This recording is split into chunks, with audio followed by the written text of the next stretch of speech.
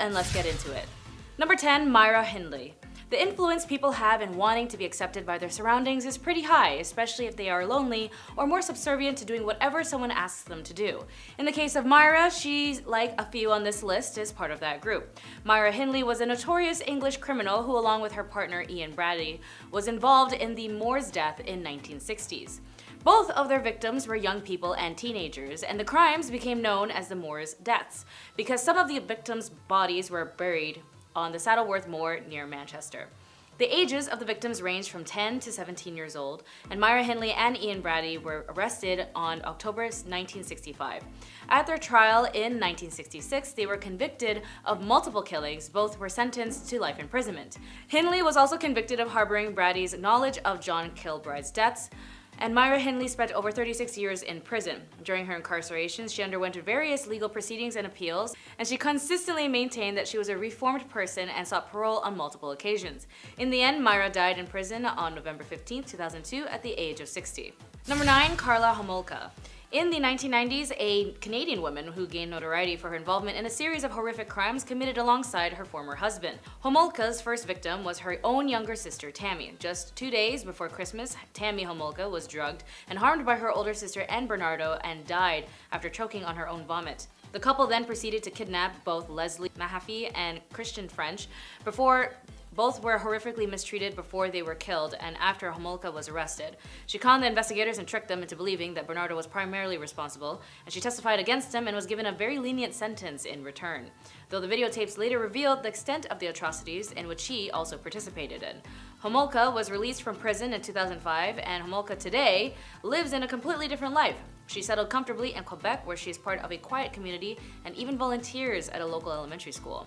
Number 8, Rosemary West. Part of the serial killing couple from the Gloucestershire area of England, Rose and Fred West killed at least 9 young women together throughout the 70s and 80s. After tormenting these people, the West would then kill their victims and bury their remains in a yard and their basement. As a result, their house would later become known as the House of Horrors.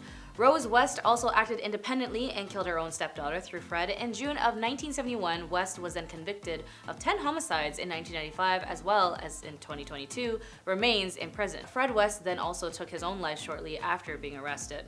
Number 7, Amelia Dyer. Proving one of the Victorian era's most infamous criminals, Amelia Dyer could be one of the most prolific serial killers in human history. Back in Victorian England, people were paid for adopting babies in a practice known as baby farming. Amelia Dyer would then turn this into her profession and adopted numerous young people. She began by keeping them for a time until they passed of natural causes, but ultimately turned to disposing them shortly after adopting them, thereby keeping the money without having to actually raise them. One of Dyer's victims was found floating in the River Thames on March 30th, 1896, leading to her arrest and eventually execution. While the 6 victims may have been confirmed, it's believed that Dyer may have actually killed up to 400 throughout her life. In one of the most sensational trials of the Victorian period, she was found guilty and later hung. Number 6, Isabella I. Although they were noted as the Queen Regent of Castile and United Spain, the atrocities they had inflicted onto the world has been noted as an expansion at the hands of so many deaths. Isabella and Ferdinand issued the Alhambra Decree in 1492, which resulted in the expulsions of Jews from Spain. This policy, driven by the religious and political motives, has been criticized for its impact on a significant population. She also supported the establishment of the Spanish Inquisition in 1478, while initially intending to ensure the orthodoxy of converts from Judaism and Islam. It later expanded its scope. The Inquisition was responsible for the persecution, torment, and execution of individuals accused of heresy. As well as her support for Columbus, as we know, led the discovery and eradication of the indigenous of America. Her desire and need of expansion through led to the world where it is today, left a blood trail of civilizations that were already established before they even got their colonial hands on. Number 5, Dagmar Overby. Dagmar Overby was a Danish serial killer who killed, including one of her own, during a 7-year period between 1913 to 1920. Overby was working as a professional caretaker, caring for babies born outside of marriage. Out of all the minors she killed, some were strangled, some were drowned, and the rest buried to death in her mansory heater. The exact number of Overby's victims remain unclear, but it is believed that she may have been responsible for the deaths of at least 25. In March 1921, Overby was sentenced to death in one of the most watched death trials in Danish history. The sentence was later commuted to life in jail, and Overby died in prison in 1929, age 42. Number 4, Daria Saltykova. Daria Nikolaevna Saltykova, also known as the Saltykivka, was a Russian noblewoman who gained infamy for her cruel treatment and deaths of serfs during the 18th century. She became a widow at the age of 25, and after her husband's death in 1755, Saltykova inherited significant wealth and several estates. Saltykova was known for her extreme cruelty and sadistic treatment of her serfs who worked for her on her estates. She then subjected them to physical and psychological harm, including torment and death. Rumors about Saltykova's harmful behavior circulated and complaints were made to authorities. In 1768, Daria Saltykova was arrested and brought to trial. The investigation revealed horrifying details of her crime, including instances of beating, mutilations, and killing of serfs. In 1768, she was sentenced to life imprisonment and perpetual penitence in a convent. Daria Saltykova died in 1801 while still in confinement, and her life and crimes became the subject of legends and stories, illustrating the extreme harm that some members of the Russian nobility inflicted on their serfs. In total, she ended up killing up to 140 people. Number 3, Leonarda Cianciolulli. My bad if I messed that up. Also known as the soap maker of Correggio, Leonarda was an Italian serial killer who gained infamy for her gruesome crimes in the 1930s. Leonarda's crime was motivated by a twisted belief in human sacrifice as a means of protecting her children and ensuring their well-being. She believed that her killings would result in turning her victims into soap and tea cakes, and Leonarda's first known killings occurred in 1939 when she killed Faustina Seti, a middle-aged woman whom she had promised to find a husband. She subsequently killed 2 other women, Francesca Salvi and Virginia Cacioppo, using similar methods, and in 1946, Leonarda went to trial for her crimes. She was then found guilty and sentenced to 30 years in prison and 3 years in a criminal asylum. Leonarda spent her sentence in various prisons and psychiatric institutions where then she died on October 15, 1970. Number 2, Juana Barraza. Born in 1957 to an alcoholic mother, Juana Barraza is a former Mexican professional wrestler and one of the most prolific serial killers in Mexican history. Between 1998 and 2006, Barraza, a remarkable, hefty, and muscular woman, killed between 42 and 48 elderly women. This earned her the nickname the Old Lady Killer, and it was long thought that the killer was a male. And it wasn't until January 2006 when Barraza was arrested, fleeing from the home of one of her latest victims. She was found guilty on 16 charges of these crimes and sentenced to 759 years in prison. Considering all of her victims were older women, there is a chance it was due to childhood trauma from her alcoholic mother. She felt the need to take justice into her own hands and kill as many quote-unquote versions of her mother she could find. But of course, this is all speculation, and even if that was the case, whatever her experience was with her mother was a clear indication of her subconscious motive. And finally, number 1, Enriqueta Martí. This Spanish woman is often referred to as a vampire owing to the nature of her crimes. It is generally believed that Martí kidnapped young people off the streets of Barcelona and put them to work in her brothel. It is also believed that Martí killed minors and used their blood and remains in various elixirs, and then she sold these elixirs to the rich, claiming that they would treat dangerous ailments like tuberculosis.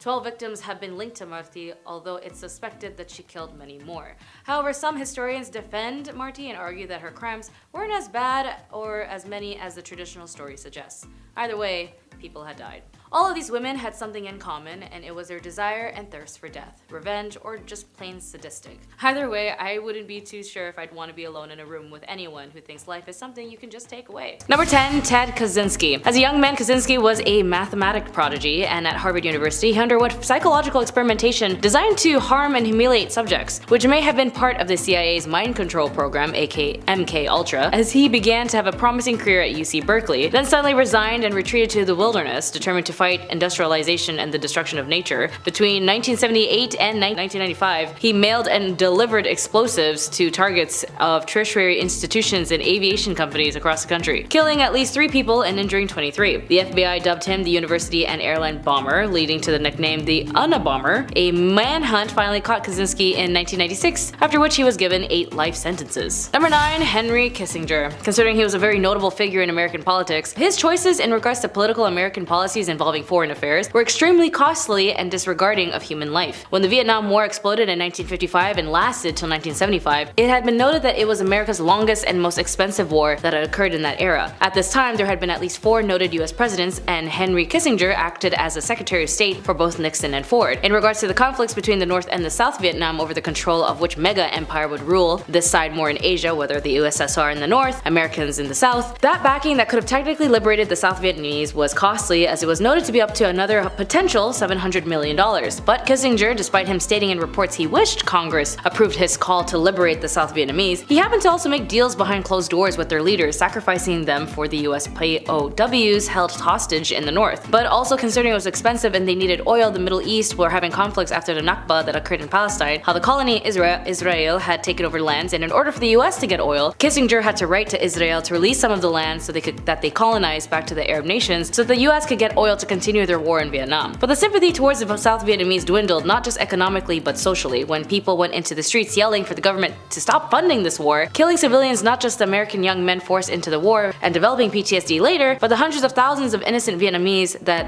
had also died. Kissinger had the gall to also say to President Ford in a quote, "If you do that, the American people will go in the streets again," and referring to the Vietnamese, "Why don't those people die faster? The worst thing they can do is linger on." Yeah, he said that. As a result, the $700 million that could have liberated the South Vietnamese mysteriously was rejected by 76 congressmen into the Senate and went towards the colony Israel instead. As well as in regards to the Bangladesh Liberation War, Kissinger sneered at the people who bled for the dying Bengalis and even called Indians bastards. Nice guy. Number 8, Harvey Weinstein. For sure, this guy is pretty new for the history books, but he will for sure be mentioned in law books in regarding to blackmailing, coercion, and so much more messed up stuff like physically harming and harassing women and threatening their career. As a former Hollywood film producer, he became the center of a high-profile criminal case that brought attention to issues of harassment and physical harm in the entertainment industry. The allegations against Weinstein were a catalyst for the Me Too movement, a social media campaign encouraging survivors of harassment and harm to come forward with their experiences. The movement shed light on the widespread issues of misconduct in various industries. Weinstein faced a high-profile trial in New York in early 2020, and the trial included testimony from multiple women who accused him of misconduct. On February 24, 2020, Weinstein was then convicted of physical non-consensual harm in the 3rd degree and criminal act in the 1st degree. He was then acquitted for more serious charges, including predatory harm. Number 7, Ed Gein. Ed Gein, also known as the Butcher of Plainfield or the Plainfield Gowl, was an American killer and body snatcher who gained infamy for his gruesome crimes in the 1950s. His activities served as a partial inspiration for various fictional serial killers in books and films. Gein's crime was discovered in 1957 when police investigated the disappearance of a hardware store owner, Bernice Warden. During a search of Gein's property, they found Warden's decapitated body hanging in Gein's shed, dressed out like a deer. Dressed, like skinned. Further investigation revealed a house of horrors, as Gein was a grave robber who exhumed corpses from local cemeteries. He admitted to creating a variety of items from human body parts, including clothing, furniture, and masks. Gein's gruesome artifacts shocked the public so much and fueled sensationalized media coverage, and Gein was suspected in the disappearances of 2 other individuals, but only 2 deaths were definitely linked to him, Bernice Warden and his own brother, Henry Gein. Ed Gein was declared mentally unfit for trial and spent the rest of his life in psychiatric institutions. He was then diagnosed with schizophrenia, and his confinement included time in the Central State Hospital for the Criminally Insane in Waupun, Wisconsin, later in a mental health institution. He was kind of inspired for that chainsaw massacre thing as well. Number 6, Clementine Barnabet. Clementine Barnabet was an American woman who gained notoriety in the early 20th century for alleged involvement in a series of deaths in Louisiana. Barnabet claimed to be a member of a religious cult led by her father, Raymond Barnabet, and she asserted that the cult believed in cleansing the world by killing those that seemed sinful. Between 1911 and 1912, a series of brutal axe deaths occurred in Texas and Louisiana, and Barnabet confessed to being involved in some of these killings. In 1912, Clementine was arrested along with her father, 2 brothers, and the connections of these deaths. She confessed to her involvement in the crimes, claiming that she and her family were carrying out God's works, killing sinners. It was a job. Bernabet's confession came under scrutiny, as some believed it might have been coerced or influenced by her father, but there were also doubts about the accuracy of her statements. And regarding the number of victims and her role in the killings, Clementine Barnabet then went to trial for her alleged involvement in the crime. In 1913, she was found guilty and sentenced to prison, and her father and brothers were also convicted, but more of a lengthy sentence. Clementine Barnabet spent the rest of her life in prison and was never released, thankfully. And the circumstance surrounding the crime remains a controversial and still unsolved or unresolved. Number 5, Jeffrey Epstein. I know a lot of folks know this man as a greedy, nasty, rich jerk who lived in a vile organization, allowing other rich, nasty folk to take advantage of the young and vulnerable. But as the ringleader of a trafficking and harming of young women everywhere, apparently in 2008, Epstein pleaded guilty to state charges in Florida for soliciting and procuring a person under 18 for adult work, meaning under 18, young adolescents, like the age of 12 or 14. He then reached a plea deal that allowed him to avoid federal charges and served only 13 months in jail. This lenient deal, orchestrated by the then U.S. Attorney Alexander Acosta, later then became a subject of public scrutiny, which as it should, considering why is the U.S. so lenient on crimes on young people, like people that the law should protect. And then finally, 10 years later, after who knows how much more damage and crime he's committed, in July 2019, federal prosecutors in New York arrested Epstein on trafficking charges. They accused him of exploiting and abusing dozens of underage girls, and the arrest following the unsealing of a new indictment, but by then 2020, somehow he died in his cell. Some say he took his own life, and others, well, when it comes to controversy, that they didn't want him to talk. After all, the nature of his relationships and the extent of his activities fueled public outrage. He wasn't alone in this, after all. He needed someone else to lure these young underage individuals, so Ghislaine Maxwell, you know her, was also charged and arrested. Investigations into Epstein's activities and the circumstances surrounding the 2008 plea deal continued. Legal actions against his estate and those connected to him remain ongoing, reflecting the broader effort to seek justice for their victims. Number 4. Joseph James DeLangelo. Joseph James DeLangelo, also known as the Golden State Killer, is an American serial killer and caused this YouTube, because I gotta be very discreet, physically violated people, if you know what I mean, who terrorized California in the 1970s and 1980s. DeLangelo's crime was initially attributed to several monikers, including East Area Harmer and original Night Stalker, unlike Richard Ramirez, another serial killer and vile man. His crime initially began in the Sacramento area before spreading out to other parts of the state. DeLangelo's modus operandi included breaking into homes, often targeting couples. I guess he was just jealous. He would tie up and harm the victims, committing non-consensual harm and then theft. In later crimes, he escalated to killings, earning him the nickname the Golden State Killer. The case remained unsolved for decades, but advancement in DNA technology played a crucial role in solving it. In 2018, investigators used a public genealogy website to identify distant relatives of the suspect and eventually led them to Joseph James DeLangelo. DeLangelo was arrested on April 24, 2018 at his home in Citrus Heights, California, and he was identified through DNA evidence and genealogical research. At the time of his arrest, DeLangelo was also, get this, a former police officer, which added to an extra layer of shock to the case. In August 2020, DeLangelo was sentenced to life in prison without the possibility of parole, and the sentence marking the conclusion of one of the most notorious unsolved criminal cases in US history. Number 3. Nathan Bedford Forrest.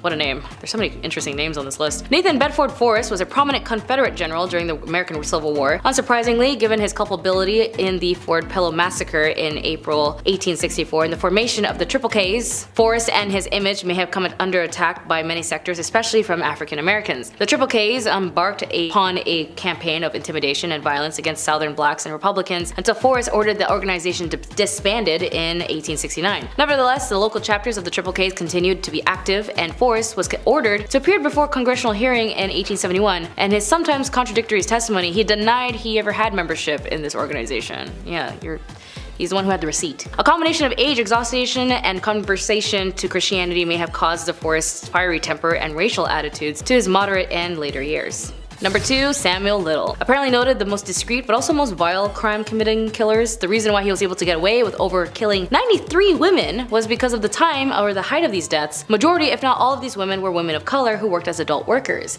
And because in the 70s, law enforcement didn't prioritize people of color or the occupation of working as an adult worker, any case of missing persons from both of these factions as a cohesive was met with dismissal. So Samuel, who had a bloodthirst for control and death, committed to these crimes only to these main demographics, and even admitted that once he was caught at a homeless shelter in Kentucky. Originally, the arrest was over narcotics, but while they tested DNA, they found the link to his crimes that were left as cold cases. And he actually memorized all of the victims that he had killed. That's crazy. Number 1. Raymond Valdenlehero and John Heller. These men are hella messed up, and I'm not surprised, but it's also known that, yeah, that's pretty much why these guys are on this list. Specifically Raymond, he was a doctor who ran a research study to learn about the effects of syphilis on 400 African American men. Also supposedly also 600 African men, around that range. The study began in 1932, and in the 1940s the cure of syphilis was discovered in penicillin. As a result, during the experimentation, the doctors didn't tell the patients they had syphilis and didn't even give them a cure. Even some of the subjects who have heard about penicillin, so the doctors gave them sugar pills and said that they were cured when they weren't. They even prevented 50s era public health campaigns to cure syphilis from operating in their area, and they told patients that the painful spinal taps and other procedures were free treatments. They did not allow patients to see any other doctors just in case those other doctors would cure them and mess up their so-called research. Many of the patients were drafted for World War II, and the military wanted to cure their syphilis and recruit them, which the researchers fought as best as they were able to, and the study finally ended in 1972. By that time, 128 of the men have died from syphilis, and the rest have been treated by military while they were drafted. Many of the children were born with syphilis-related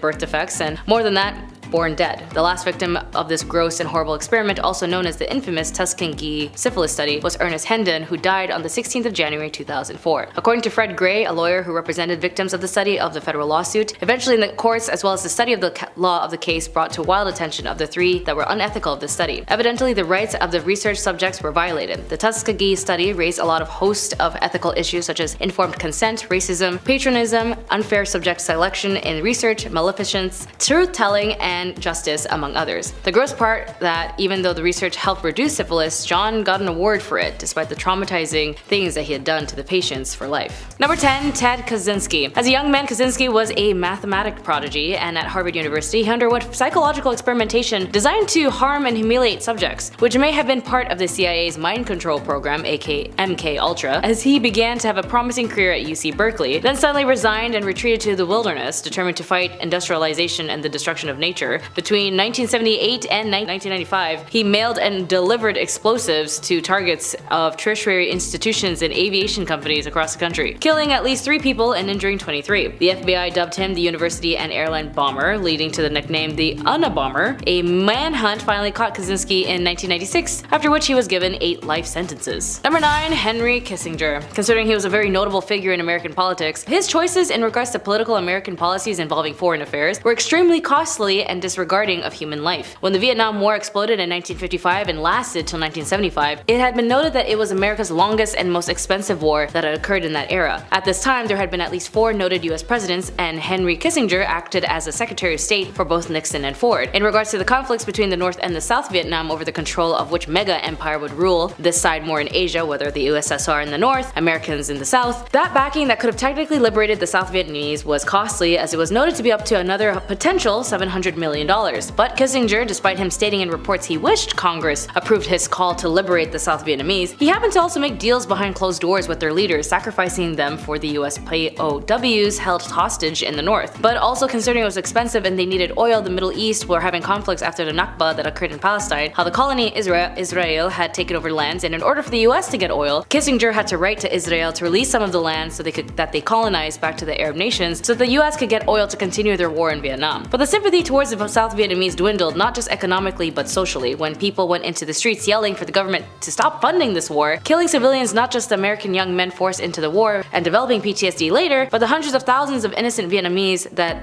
had also died. Kissinger had the gall to also say to President Ford in a quote, "If you do that, the American people will go in the streets again," and referring to the Vietnamese, "Why don't those people die faster? The worst thing they can do is linger on." Yeah, he said that. As a result, the $700 million that could have liberated the South Vietnamese mysteriously was rejected by 76 congressmen into the Senate and went towards the colony Israel instead. As well as in regards to the Bangladesh Liberation War, Kissinger sneered at the people who bled for the dying Bengalis and even called Indians bastards.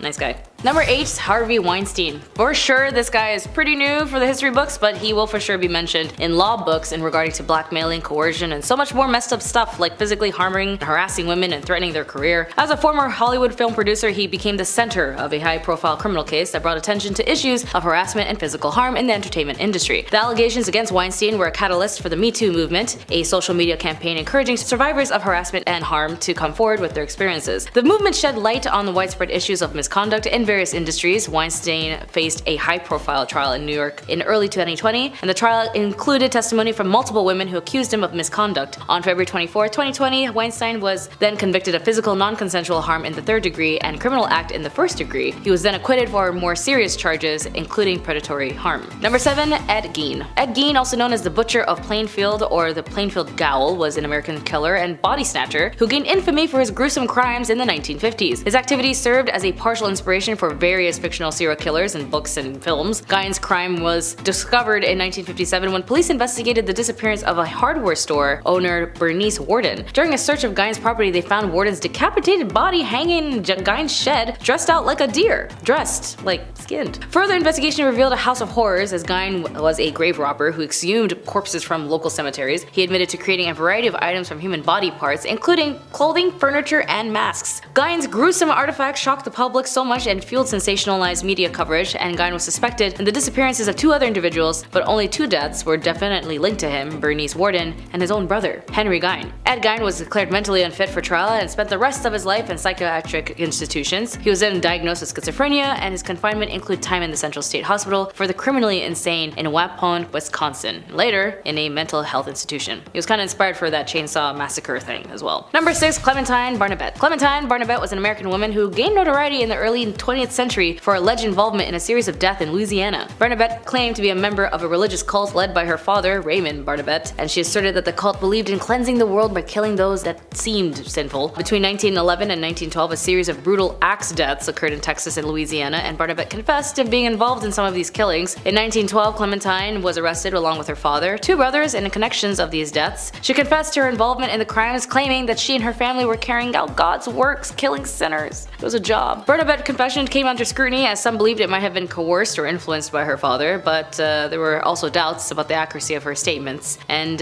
regarding the number of victims and her role in the killings, Clementine Barnabet then went to trial for her alleged involvement in the crime. In 1913, she was found guilty and sentenced to prison, and her father and brothers were also convicted, but more of a lengthy sentence. Clementine Barnabet spent the rest of her life in prison and was never released, thankfully. And the circumstance surrounding the crime remains controversial and still unsolved or unresolved. Number 5. Jeffrey Epstein. I know a lot of folks know this man as a greedy, nasty, rich jerk who lived in a vile organization, allowing other rich, nasty folk to take advantage of the young and vulnerable. But as the ringleader of a trafficking and harming of young women everywhere, apparently in 2008, Epstein pleaded guilty to state charges in Florida for soliciting and procuring a person under 18 for adult work, meaning under 18, young adolescents, like the age of 12 or 14. He then reached a plea deal that allowed him to avoid federal charges and served only 13 months in jail. This lenient deal, orchestrated by the then U.S. Attorney Alexander Acosta, later then became a subject of public scrutiny, which as it should, considering why is the U.S. so lenient on crimes on young people, like people that the law should protect. And then finally, 10 years later, after who knows how much more damage and crime he's committed, in July 2019, federal prosecutors in New York arrested Epstein on trafficking charges. They accused him of exploiting and abusing dozens of underage girls, and the rest following the unsealing of a new indictment, but by then 2020, somehow he died in his cell. Some say he took his own life, and others, well, when it comes to controversy, that they didn't want him to talk. After all, the nature of his relationships and the extent of his activities fueled public outrage. He wasn't alone in this, after all, he needed someone else to lure these young underage individuals, so Ghislaine Maxwell, you know her, was also charged and arrested. Investigations into Epstein's activities and the circumstances surrounding the 2008 plea deal continued. Legal actions against his estate and those connected to him remain ongoing, reflecting the broader effort to seek justice for their victims. Number 4. Joseph James DeLangelo. Joseph James DeLangelo, also known as the Golden State Killer, is an American serial killer and caused this YouTube, because I gotta be very discreet, physically violated people, if you know what I mean, who terrorized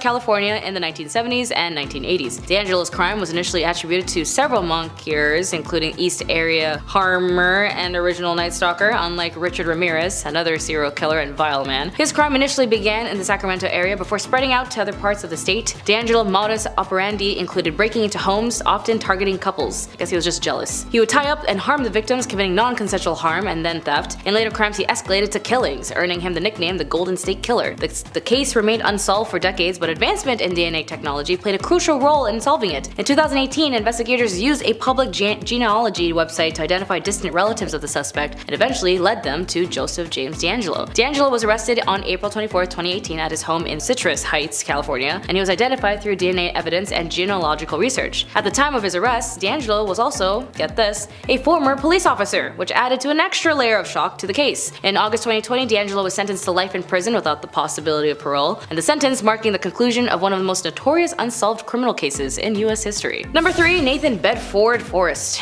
What a name. There's so many interesting names on this list. Nathan Bedford Forrest was a prominent Confederate general during the American Civil War. Unsurprisingly, given his culpability in the Fort Pillow Massacre in April 1864 and the formation of the Triple Ks, Forrest and his image may have come under attack by many sectors, especially from African Americans. The Triple Ks embarked upon a campaign of intimidation and violence against Southern blacks and Republicans until Forrest ordered the organization disbanded in 1869. Nevertheless, the local chapters of the Triple Ks continued to be active, and Forrest was ordered to appear before a congressional hearing in 1871. And his sometimes contradictory testimony, he denied he ever had membership in this organization. Yeah, he's the one who had the receipt. A combination of age, exhaustion, and conversation to Christianity may have caused the Forrest's fiery temper and racial attitudes to his moderate and later years. Number 2, Samuel Little. Apparently noted the most discreet but also most vile crime-committing killers. The reason why he was able to get away with over killing 93 women was because of the time or the height of these deaths. Majority, if not all of these women, were women of color who worked as adult workers. And because in the 70s, law enforcement didn't prioritize people of color or the occupation of working as an adult worker, any case of missing persons from both of these factions as a cohesive was met with dismissal. So Samuel, who had a bloodthirst for control and death, committed to these crimes only to these main demographics and even admitted that once he was caught at a homeless shelter in Kentucky, originally the arrest was over narcotics, but while they tested DNA, they found the link to his crimes that were left as cold cases. And he actually memorized all of the victims that he had killed. That's crazy. Number 1, Raymond Valdenlehero and John Heller. These men are hella messed up, and I'm not surprised, but it's also known that, yeah, that's pretty much why these guys are on this list. Specifically Raymond, he was a doctor who ran a research study to learn about the effects of syphilis on 400 African American men, also supposedly also 600 African men, around that range. The study began in 1932, and in the 1940s the cure of syphilis was discovered in penicillin. As a result, during the experimentation, the doctors didn't tell the patients they had syphilis and didn't even give them a cure. Even some of the subjects who have heard about penicillin, so the doctors gave them sugar pills and said that they were cured when they weren't. They even prevented 50s era public health campaigns to cure syphilis from operating in their area, and they told patients that the painful spinal taps and other procedures were free treatments. They did not allow patients to see any other doctors just in case those other doctors would cure them and mess up their so-called research. Many of the patients were drafted for World War II, and the military wanted to cure their syphilis and recruit them, which the researchers fought as best as they were able to, and the study finally ended in 1972. By that time, 128 of the men have died from syphilis, and the rest have been treated by military while they were drafted. Many of the children were born with syphilis-related birth defects, and more than that, born dead. The last victim of this gross and horrible experiment, also known as the infamous Tuskegee syphilis study, was Ernest Hendon, who died on the 16th of January 2004. According to Fred Gray, a lawyer who represented victims of the study of the federal lawsuit, eventually in the courts as well as the study of the law of the case brought to wild attention of the three that were unethical of this study. Evidently, the rights of the research subjects were violated. The Tuskegee study raised a lot of host of ethical issues such as informed consent, racism, patronism, unfair subject selection in research, maleficence, truth-telling, and justice, among others. The gross part that even though the research helped reduce syphilis, John got an award for it, despite the traumatizing things that he had done to the patients for life. Number 10, Amelia Dyer. Proving one of the Victorian era's most infamous criminals, Amelia Dyer could be one of the most prolific serial killers in human history. Back in Victorian England, people were paid for adopting babies in a practice known as baby farming.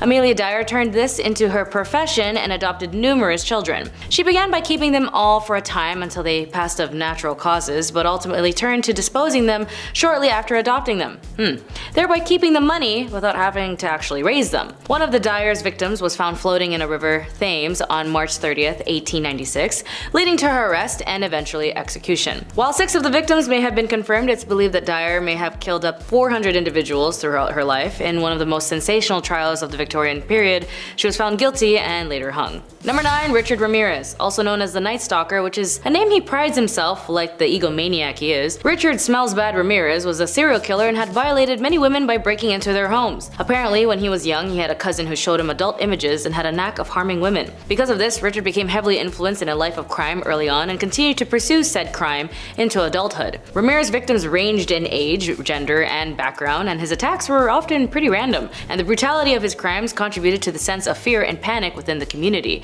He was also really into scaring people with Satanism. Ramirez was known for incorporating satanic imagery into his crime, as he left occult symbols at crime scenes and sometimes forced victims to swear allegiance to Satan. I don't know, it was his thing. Ramirez was captured in 1985 after being identified by residents in the east of Los Angeles, and he was convicted up to 13 counts of death, 5 counts of attempted killings, 11 physical violations, and 14 burglaries. The trial attracted significant widespread media attention, and Richard Ramirez died on June 7, 2013 while still on death row at San Quentin State Prison. His death was attributed to complications related to B-cell lymphoma. Number 8, Eileen Wuornos. Eileen Wuornos was a convicted serial killer as she targeted only men as an adult worker.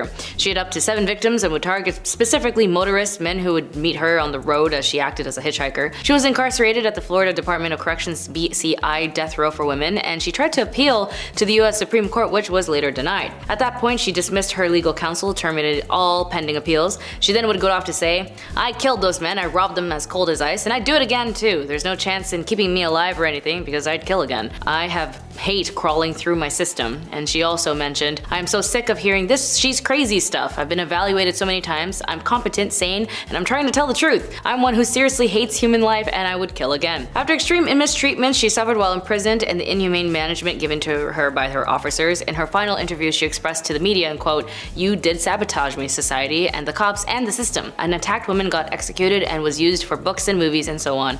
And her final on-camera words were, "Thanks a lot, society, for railroading my ass." She was later executed by lethal injection. Number 7. Basil Zaharoff. When it comes to a good salesman, from what I've heard from friends who used to do door-to-door or retail, require commissions, they would always tell me about having a human connection. As for Basil Zaharoff, he was viewed as a master of bribery and corruption. Considered as the master of Europe, you're looking at the most important people of the time when it comes to influencing political scenes in Europe with his armed deals. On both sides, he would sell weapons where he dubbed Merchant of Death, and he didn't care which side he was selling to, just as long as he was selling. After all, considering the current times, war is a business, not even at the expenses of civilians or human life as a whole. To men like Basil, they only care about money. Even today, despite his transactions, they remain a mystery as he took up 2 days burning as much evidence as possible. After the First World War, he wanted more money and focused on the conflicts in Greece, where he single-handedly convinced both parties between Venizelos and King Constantine to use his weapons against each other.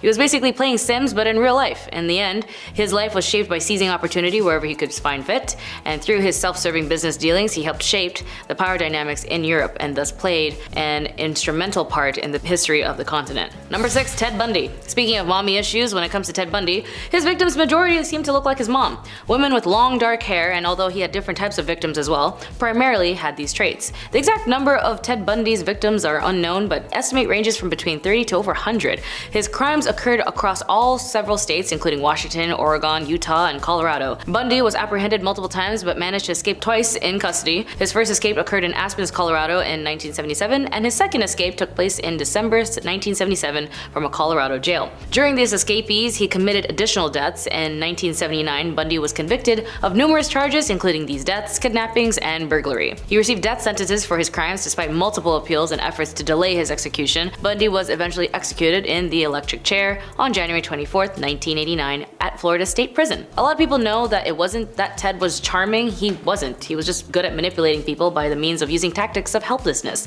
A down on his luck sort of guy who needed help. Using this tactic multiple times is what lured his victims who wanted to genuinely help him. Even now, kidnappings and abductions that still happen today use the same tactics, leaving something on your car or tagging you while you're out for groceries. So by any means, if you feel like something's off, just trust your gut, and especially if you're alone. Number 5. Natalia Gurera. Speaking of religious cults, which I'm going to speak about it now, Natalia Gurera was definitely part of one which she had sacrificed her 2-day infant by burning him to death as part of a satanic ritual. A lot of Satanisms when it comes to crime. She was also finally apprehended by police after evading capture for 2 years, and just after 2 days of giving birth, Natalia agreed to have baby Jesus killed after the leader of the Antarias de la Luz cult and father of the child, Raymond Gustavo Castillo Gaete, declared the infant to be the Antichrist and that the sacrifice would help prevent the end of the world on December 21st, 2012. Natalia had previously stated in her defense that she was drugged at the time of the death, but a forensic psychologist declared the members were not under the influence when the sacrifice was carried out. After her sentence, Natalia managed to flee and was on the run for 2 years. Investigators noted that she had lived in different houses and even changed her identity in order to evade capture. The police also noted that after being apprehended, she did not show any remorse whatsoever and claimed that she was manipulated by the cult and was therefore innocent. Number 4. Andrei Chikatilo. Chikatilo was also known as the Butcher of Rostov or the Red Ripper, as a Soviet serial killer who committed series of gruesome killings and mutilations in the Soviet Union between 1978 and 1990. Chikatilo was convicted of 53 deaths, although the actual number of his victims may actually be higher. Chikatilo's killing spree began in the 1970s, targeting mostly young women and young adolescents. He lured victims to secluded areas where he would physically harm, mutilate, and then kill them. His signature was often biting and mutilating his victims' bodies. Freaking weirdo. The investigation into the series of deaths was challenging for the Soviet authorities as they faced pressure to solve the case quickly. Chikatilo managed to evade suspicion for several years, and he was finally arrested in 1990 after being observed acting suspiciously near a train station in Rostov. Andrei Chikatilo was executed by firing squad on February 14th, 1994. Number 3. Jane Wayne Gacy. Just like Andrei, send in the clowns. just not Jane Wayne Gacy, who had a thing for dressing up as a clown, specifically known as Pogo the Clown. Gacy had a criminal record that included convictions of physically harming and attempted assault of young boys in the 1960s. Despite these convictions, he was able to build a relatively successful contracting business and maintain a facade of normalcy. Between 1972 and 1978, Gacy physically violated and killed at least 33 teenage boys and young men, and he often lured his victims with promises of work for money, or work or money. At his homes, Gacy would use various methods including strangulations or suffocations to kill his victims. Many of Gacy's victims were buried in a crawl space beneath his house. As the numbers of victims increased, he began disposing the bodies in the Den Plain River. The sheer scale of his crimes and the graphic nature of the evidence shocked law enforcement greatly, and Gacy went to trial in 1980 and was convicted of the 33 kills. He was sentenced to death, and during the trials, Gacy's defense unsuccessfully attempted to argue that he was just insane, but he was fully sane when he committed the crimes. Jane Wayne Gacy spent 14 years on death row before he was executed by lethal injection. Number 2, Jeffrey Dahmer. We gotta mention Jeffrey, as his crimes were not only disgusting and horrifying, but it for sure shook the world at how the system failed the victims he took advantage of. Jeffrey Dahmer, also known as the Milwaukee Cannibal or the Milwaukee Monster, was an American serial killer and offender who killed and dismembered 17 young men between 1978 and 1991. Dahmer's crimes included acts of necrophilia and cannibalism. As an example, one of the victims the system failed to protect from Dahmer included Konorak, a 14-year-old Laotian boy who lived near Dahmer. The night of his crime, Konorak was actually able to escape Dahmer and had two black women, Sandra Smith and Nicole Childress, comfort him, but because they didn't know what to do with the situation since Konorak couldn't speak English or be able to speak in general, they had to call the police. As a result, when the police came, so did Jeffrey. Jeffrey told the police that the 14-year-old was a friend of his, even though he was a grown-ass adult, and had a drinking problem. But the two women were adamant and implored to the police to just check on the boy as he was bleeding out of his rear end. Instead of checking Jeffrey's ID, which could have flagged his previous charges for child harm, they instead threatened the two women for arrest. And once again, the system failed, and Konorak was never seen alive again. Dahmer, with the blood of 17 men and boys on his hand, had a racist imagination. More than half of his victims were black, and all but 3 were not white, casting Konorak as a scene of racialized and homoerotic violence that police are simply too unfit to notice, and too in service to not be complicit in. And finally, number 1, Joseph Kony. Joseph Kony is the leader of the Lord's Resistance Army, LRA, a rebel group that originated in Uganda. The LRA is notorious for its brutal tactics, including abducting young people and forcing them to become young soldiers. Joseph Kony gained international attention due to the widespread atrocities committed by the LRA, especially against these young individuals, and efforts have been made to bring him to justice. The Lord's Resistance Army was formed in northern Uganda in the late 1980s. Joseph Kony emerged as the leader of the group, which initially claimed to fight against the Ugandan government, but later expanded its operations to neighboring countries. The LRA became known for its brutal tactics, including the abduction of these young people to serve as soldiers and, sadly, intimate slaves, if you know what I mean. The young individuals were often subjugated to physical and psychological harm, and the LRA was responsible for widespread displacement and violence in the region. In 2005, the International Criminal Court, aka the ICC, issued arrest warrants for Joseph Kony and the other LRA leaders, charging them with crimes against humanity and war crimes in general. Kony remains at large, actually, and efforts to apprehend him have faced significant challenges. While the intensity of the LRA's violence has decreased over the years, Joseph Kony remains a fugitive, and the group has continued to engage in sporadic violence and abduction. The situation has posed ongoing challenges for humanitarian efforts and regional stability. Joseph Kony's actions and the activities of the Lord's Resistance Army has severe and long-lasting consequences for the affected communities in Central Africa. The efforts to address the impact of the LRA to bring Kony to justice have involved combinations of regional initiatives, international cooperations, and advocacy efforts. Number 10, Hathor. The goddess Hathor was originally created by her dad, Ra, as a destroyer of men. She was supposed to punish all those who were disobedient to him. But then Ra was like, nah, I don't really like that idea. He just kind of changed his mind and decided to make her the exact opposite, instead the goddess of love. But she kind of loved killing men, and even he couldn't stop her. So one night he gave her what was supposed to be a mug of ale, but actually made it like a special kind of blood, and she got so drunk off of it that she got too tired out to kill anymore and therefore became the goddess of love. Drunk in love, am I right? Her cult was centered in Dendera, where she was also seen as the goddess of fertility and childbirth. When the Greeks occupied Egypt, they compared her with the goddess Aphrodite. But unlike the voluptuous woman Aphrodite was depicted as, Hathor came in 3 forms, and I bet you can't guess which. She was depicted as either a woman with a cow's ears, wearing the headdress of a cow, or just a cow. Moo. Number 9, the beginning of the world. What an inventive way to imagine the beginning of things. I mean, the Big Bang is still pretty crazy too, but hey, here we go. Freaking love how much magic is in these stories. Like, I'm in, because that's all there was at the beginning of the universe according to the ancient Egyptians. Just swirling darkness, chaos, and magic. Heka, the god of magic, was the only thing that existed, waiting for the opportune moment to begin. Then a hill showed up called Ben Ben, and out of which the god Atum erupted from. He was lonely, so he mated with his own shadow to give birth to 2 children, Shu and Tefnut. Shu gave life, Tefnut gave order. They left their father to build the world, but they were gone so long he took out his eye and sent it to search for them. In the meantime, he just kinda sat there, contemplating eternity, all alone. He was really sad.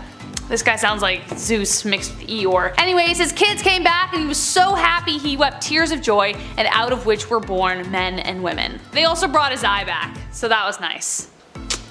Number 8. Light as a feather. So unlike a lot of religions we've heard of, there wasn't really a concept of hell in Egyptian mythology. It was either you were worthy of heading into the afterlife or you weren't. Mat was the goddess of harmony and supported the belief that if harmony was disrupted, it must be restored. Every ancient Egyptian myth in some form follows this format. But the most important role she played was in the afterlife. When the soul left the body, it would appear in the Hall of Truth in order to stand judgment before Osiris. The heart would be weighed on a golden scale against Mat's white feather. If the heart was heavier, it would be devoured by a monster and the soul would disappear. If it was lighter, then you could go live in eternal bliss. So instead of several layers of burning torment, souls in Egypt instead faced eternal darkness and unconsciousness. The idea of non-existence was more terrifying than being cut up by demons.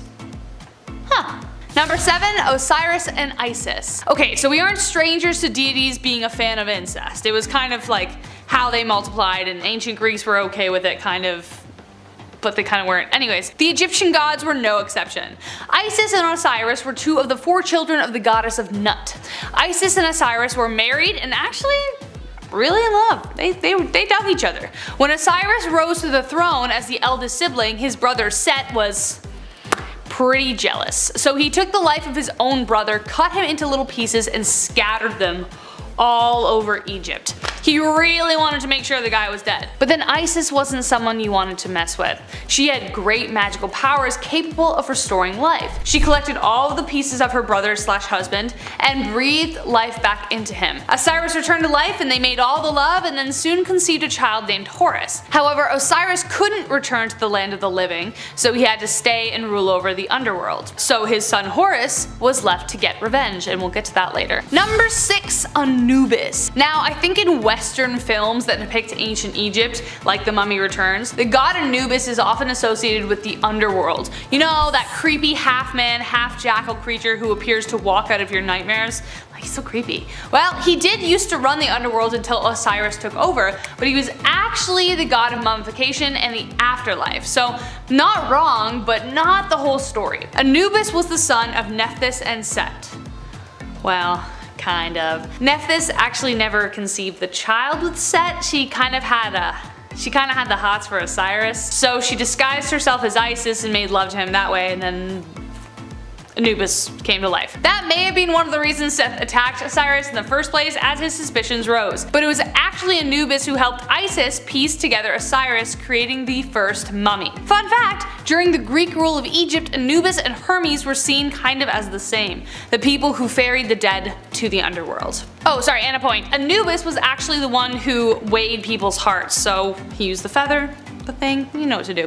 He was responsible for doing that. Number 5, Horus and Set. Speaking of Horus, earlier, remember how I said Horus had to take over defending his father? Well, here is where this story begins. When Horus grew up to be a man, he pulled a Hamlet. He was like, "You killed my father, prepare to die." Thus a series of battles ensued, and one of the gods didn't play fair. Set kept cheating at everything and continued to come out as victor. Not surprising since he didn't earn his way on the throne, he killed for it, kind of like a certain Claudius.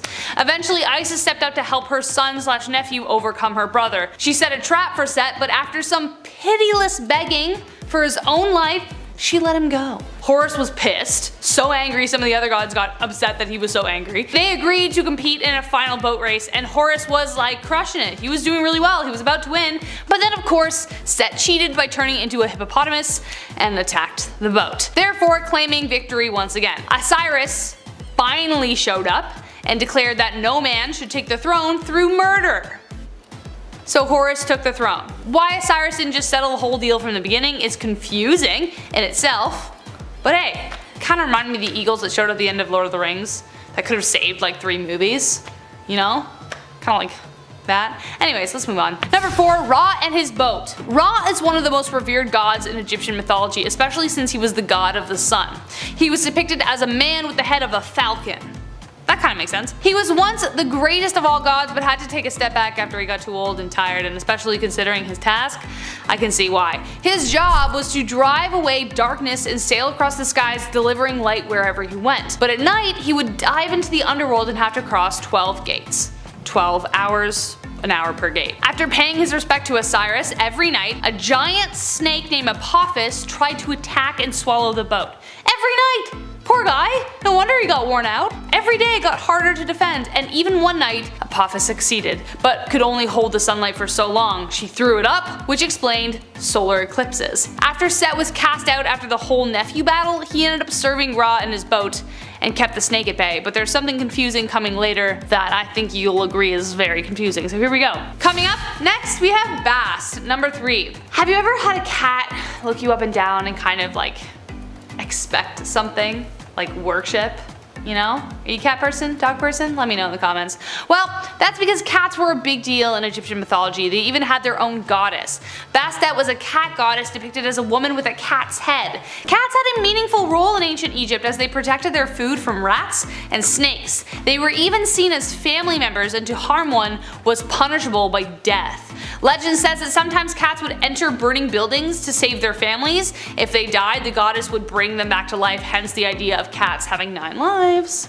There it is. Now here's where things get confusing. You know that story I told about Ra? Well, apparently Bastet was in the boat with him as well. During the day she would ride with him, and at night she would turn into a cat and then defend the boat from Apophis the snake. But I thought that was Set. So many conflicting things. I saw like a couple different stories who said each thing was different, so who knows. Number 2, Jeb and Nut. Yet another sibling partnership, we have Jeb and Nut. They fell deeply in love and could never be separated. They were that couple who would like constantly be like, oh my god, stop, right next to each other at dinner, you know what I mean? Jeb was the god of the earth and Nut was the god of the sky. A previously mentioned god, Atum, found their union inappropriate, so he pushed Nut into the sky far away from Jeb. He just didn't like being a third wheel. Jeb and Nut were close enough to see each other, but could never hold each other again. And she gave birth to Osiris, Isis, Set, and Nephthys. Some say Horus too, but I don't think that's true. Number 1, the treasure thief. Okay, I don't know how I feel about this story, okay? This doesn't really feel like harmony is in balance, but anyways. The treasure thief ends in a way I really didn't expect, and I'm not sure you will either. Long ago, a great pharaoh with a wealth of riches decided to build a pyramid in which to keep them safe. One of the builders was wise to his plan and decided to find a way to claim them for himself. He built a stone vault with a hidden entrance covered by a slab so he could get to the riches. But unfortunately, he fell ill before he could return, so he told his sons of his plan. The sons headed to the pyramid in the dead of night, following their father's order. But, unbeknownst to them, the pharaoh had laid booby traps and one brother was caught in one. Not wanting to be found or interrogated, revealing his other brother, he told his brother to chop his head off. Ugh, that he did. Loyalty? I don't know. The pharaoh, upon finding the body, hung it up in the town square in the hopes of like weeding out whoever it belonged to. But the other brother, being so clever, got the guards drunk and stole back his brother's body in the dead of night. The pharaoh was like, I'm not even mad, I'm just impressed. He gave the thief a pardon, summoned him to the square, and gave his daughter to marry him. Yeah dude, you tried to steal my jewels? Don't worry about it. Have my daughter, because you're so talented at your job. Great work. Kicking off the list at number 10, KV55. Located in the Valley of the Kings in Egypt, Tomb 55, otherwise known as KV55, was found by Edward Arden back in 1907. It was discovered right next to King Tut's tomb, and the reason we call this tomb by a number rather than name is because we really don't know who was inside it yet. Even the walls outside of the tomb, they aren't covered with any hieroglyphs to tip us off or give us any hints. It's just bare, which is kind of eerie. As you walk down the 20 steps towards KV55, you'll notice markings on the entrance, markings that show that the entrance was widened since it was first cut, along with its ceilings being raised higher. So whatever was in there needed the room. The only hint as to who was buried remains on the walls. One hieroglyph remains, and it was discovered in 1907, and it translates to "the evil one that shall not live again." Even these massive stones were built in order to prevent anything from getting out. See, usually with these ancient tombs, it's the opposite. The description for who's inside the tomb had also been destroyed. So we have no idea who or what is in KV 55. Number 9. King Teti. The Pyramid of Teti was built for the first ruler of the 6th dynasty, and while it's not flashy or massive as these other pyramids, the insides contain the oldest writing in the religious world. Pretty insane. Now these texts go back to 2400 BC, way back when we used, BBM. The pyramid texts were specifically written so that this King Teti could ascend to the heavens after his death. There are spells and incantations meant to free the king's soul and arrive in the cosmos. More specifically, for Teti to become a star in the sky and then join Osiris and Orion in the God Squad. There's even instructions on how to preserve the body and travel to said heavens. World's oldest instruction manual for the win. Number 8. Queen Nefertiti. After a scan was done on King Tut's tomb, there were cracks found on the north and earth walls. East, Taylor, east, not earth. There were cracks found on the north and east side walls, so we believe that this is a secret passageway to Queen Nefertiti, the ruler during the 14th century BC, and also wife to King Tut. Queen Nefertiti's parents are also still unknown to this day, so that adds to it. And with ancient texts depicting that these kings and queens would leave Earth and then later return, perhaps they are both descendants of extraterrestrials. And this flying sun disk that they worshipped was not the sun, but rather a winged alien ancestor. Number 7. Dozer. For this one, we're looking into some bull worshipping, so grab your red scarves and start waving them around. Just north of the step pyramid of the Pharaoh of Dozer, archaeologist August Marionette discovered this site in 1851. The Serapeum is a temple dedicated to the Egyptian deity Serapis, a combination of Osiris and Apis in human form. Now, this was a large burial ground for the Apis bulls. They were basically these bulls that were said to be sacred, and after their death, they would become immortal. Remember that, that's important. Today at Saqqara, there's this massive vault. It's 382 yards long, and it's carved out of sandstone bedrock. It's massive, and along the sides of them are 24 chambers, each with sarcophagus carved out of a single chunk of granite. Now inside these boxes were animal remains, just bones and all. But back then in those times, you weren't allowed to break up any bodies. That was a no-go. You had to mummify them. So how are these tombs built, first of all, so perfectly, weighing over 80 tons, and where do these bones come from? Perhaps these are the remains of the Apis bull. After all, that's the inspiration for the Minotaurs, so maybe alien ancestors looked a lot more jacked than we may think. Number 6. Dung beetles. This one isn't exactly a pharaoh at all, but it's too good to leave out, especially if we're talking about aliens here. It's important. Dung beetles, also known as scarabs, are the only species in the entire world that follows the Milky Way. Think about that for a second.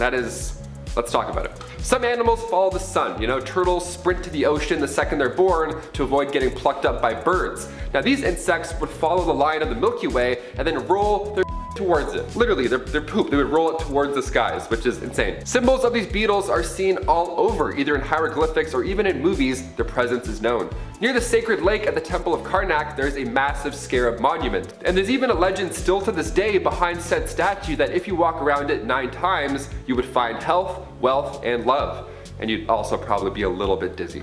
The scarab is there to represent the god Khepri, which at the time Egyptians believed was the sun as well. Also known as the scarab-faced god, which terrifying when you imagine that. Are these bugs just trying to get home into space to their bug alien master? Why does he need so much poop? Whatever DIY project they're working on in the Milky Way probably doesn't smell too good. Number 5. Lord Nefertiru.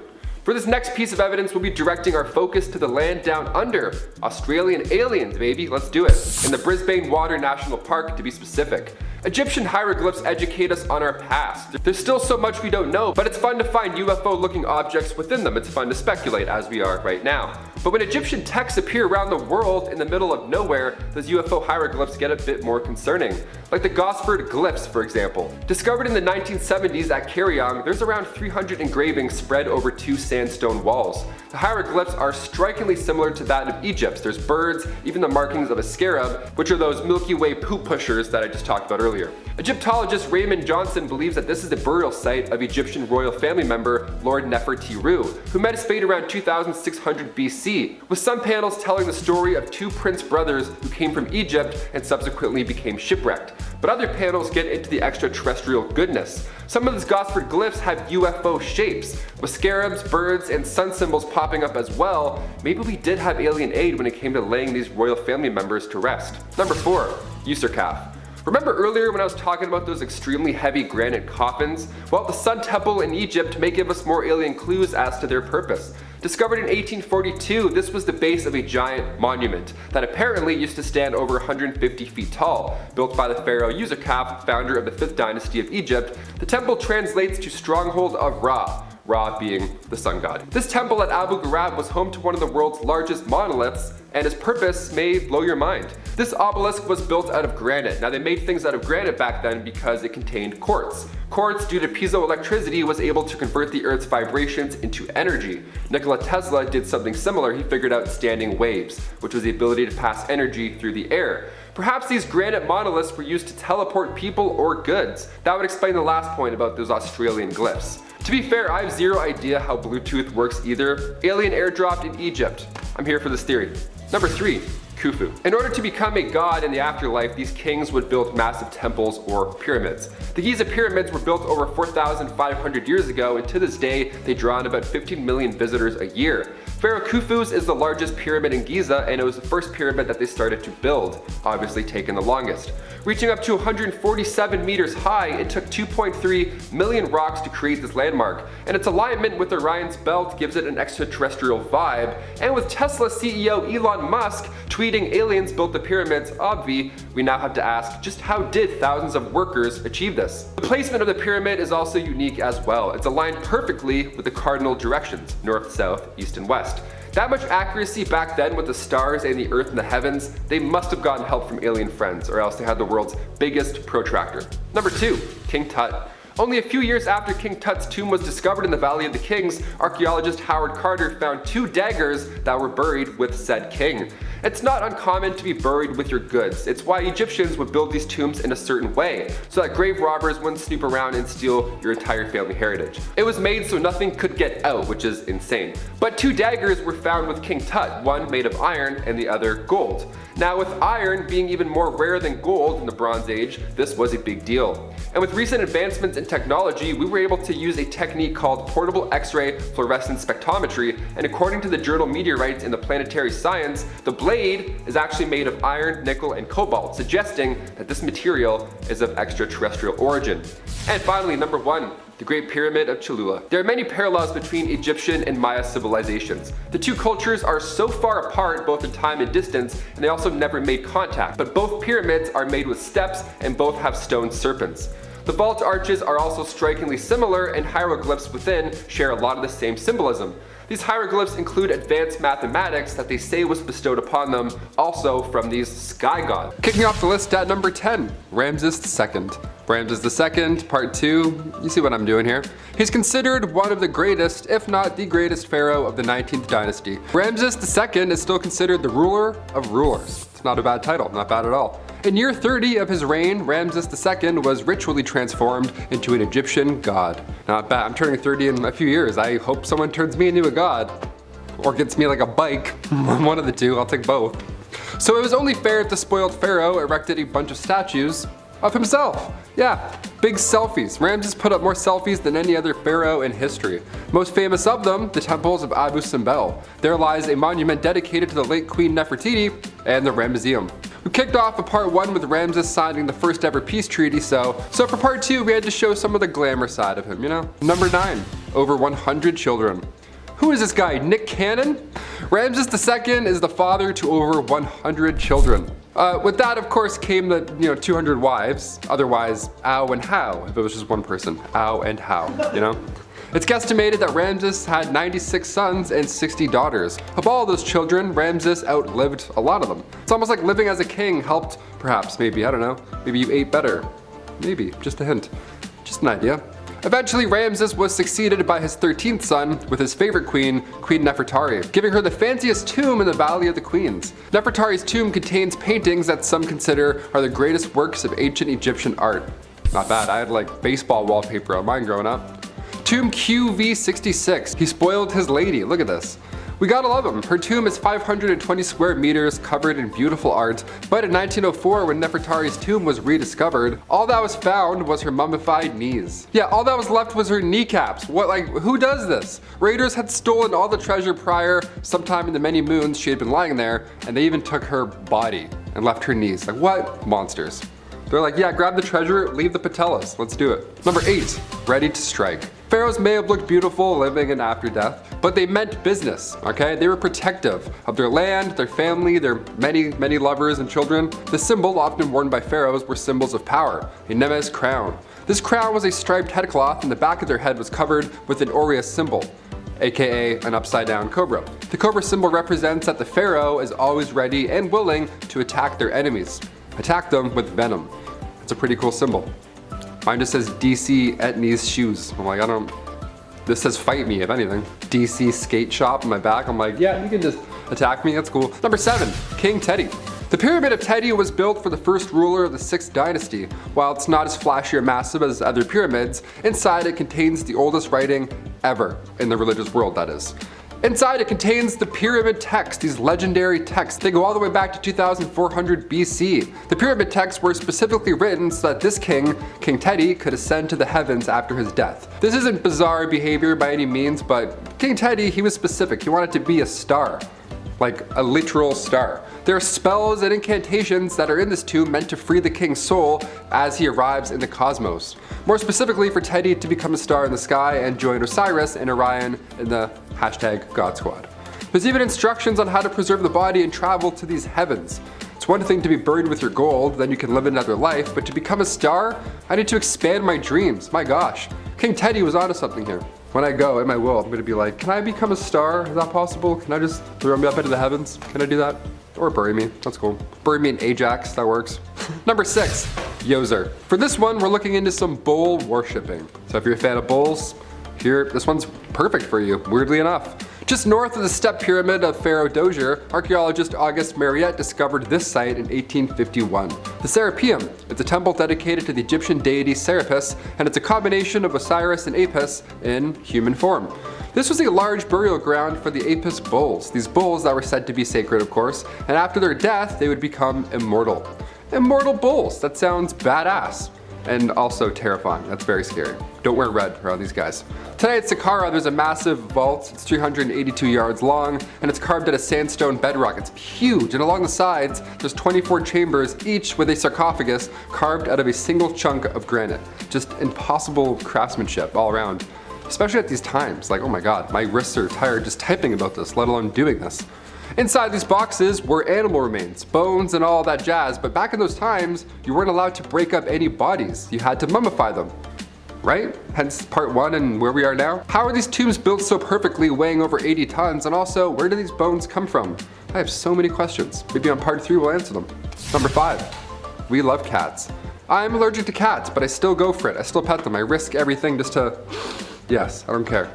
I ruined my entire weekend just to get my face all up in their whiskers. Nobody did it like ancient Egyptians. You've probably heard this at one point or another. They worshipped cats. They were like, you know, the legendary cats. That was their thing. I'm more of a golden retriever guy, but I get it, they're cute. They respected them, they worshipped them. Even though at the time, dogs were respected for being hunters, cats were still considered magical creatures. It's because they just stare at shit randomly. Mid-conversation, a cat will just be like, no, they're not magical, they're terrifying. They're on something. If you had a cat, you had good luck, apparently. A friend of mine has 2 fat cats. He has some pretty good luck, I think. If they're fat, they're good? When a cat passed away back in ancient Egyptian times, they too were mummified. You would think that alone was just plenty of respect, but ancient Egyptians and pharaohs, they would obviously go a step further. Hence this fun list. After their cat died, they would shave their eyebrows off and would mourn them until they grew back. That's like 3.5 months of cat depression. That's wild. I got over my childhood animal in like 6 business days. It's not a bad thing, it's just that's a long time, you know? Next time your friend tells you their cat passed away, tell them if they really love them, they would shave their eyebrows. Test them. Number 4, ancient Photoshop. When we look back at ancient artwork, we see these kings and queens, well, all the pharaohs were considered kings, but it was equal at the time. And they all look athletic, they all look like these warriors, right? They look to be in great shape. When in reality, a lot of these pharaohs were probably pretty overweight or unhealthy. I mean, think about it. If you slam wine and bread all day plus a little dab of honey every 8 minutes, you're gonna gain some weight. Yeah, that's how it goes. Many of these ancient pharaohs did have diabetes, and Queen Hatshepsut, who was alive during the 15th century BC, her sarcophagus shows her as slim and strong and all that jazz, but almost all historians agree that she was out of shape and quite unhealthy. Honestly, fair, I would do the exact same thing. She was ahead of her time. If somebody was like, hey, I'm gonna make a statue for you, what should I make it look like? I'm like, yeah, give him an 8-pack, make him jacked, I don't know. Make him look like Michael Jordan, I don't know. Number 3, gender reveal parties. Okay, we've seen all these videos online. A guy goes to swing and hit a baseball, he misses, it hits the ground. There's a big pink cloud of smoke, everyone's like, oh my God. Gender reveal parties, right? They're pretty popular. Turns out they're popular back in ancient Egyptian days, but nobody did it like them. Also, nobody started any wildfires back then when any ancient Egyptians did it, so that's nice. We should go take a note from them.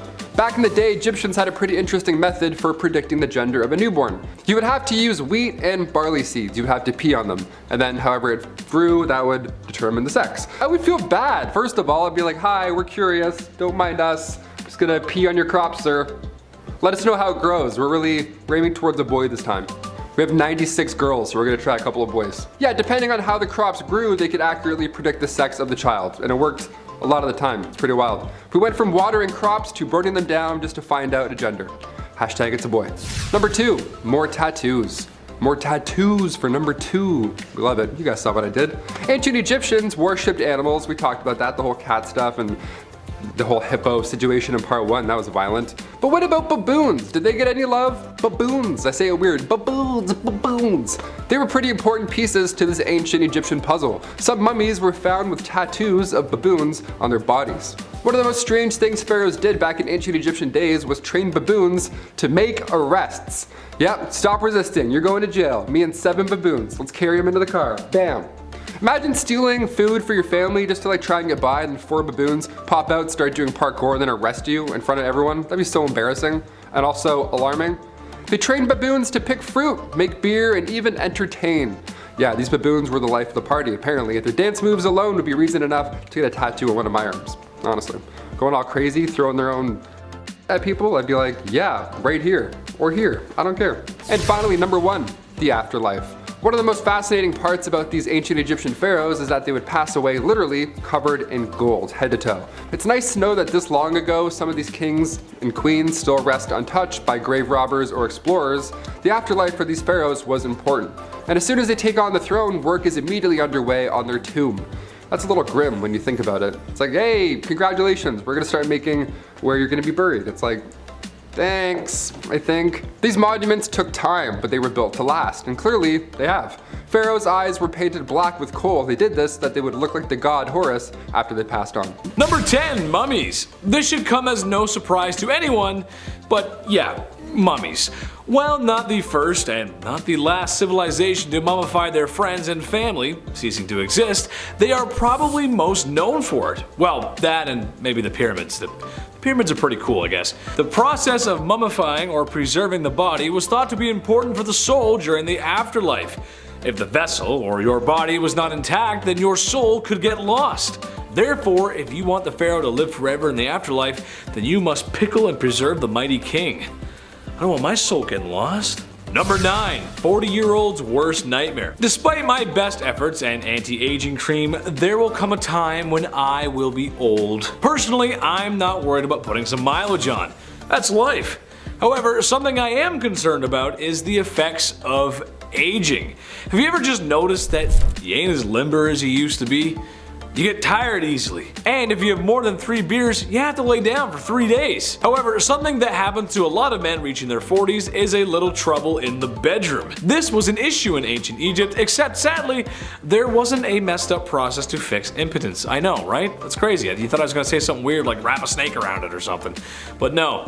When in modern times the cute waitress at the golf clubhouse just doesn't get your blood pumping anymore, you can reach for a small blue pill that everybody knows. Egyptians did not possess such luxuries and instead prayed for the Pishadil to work.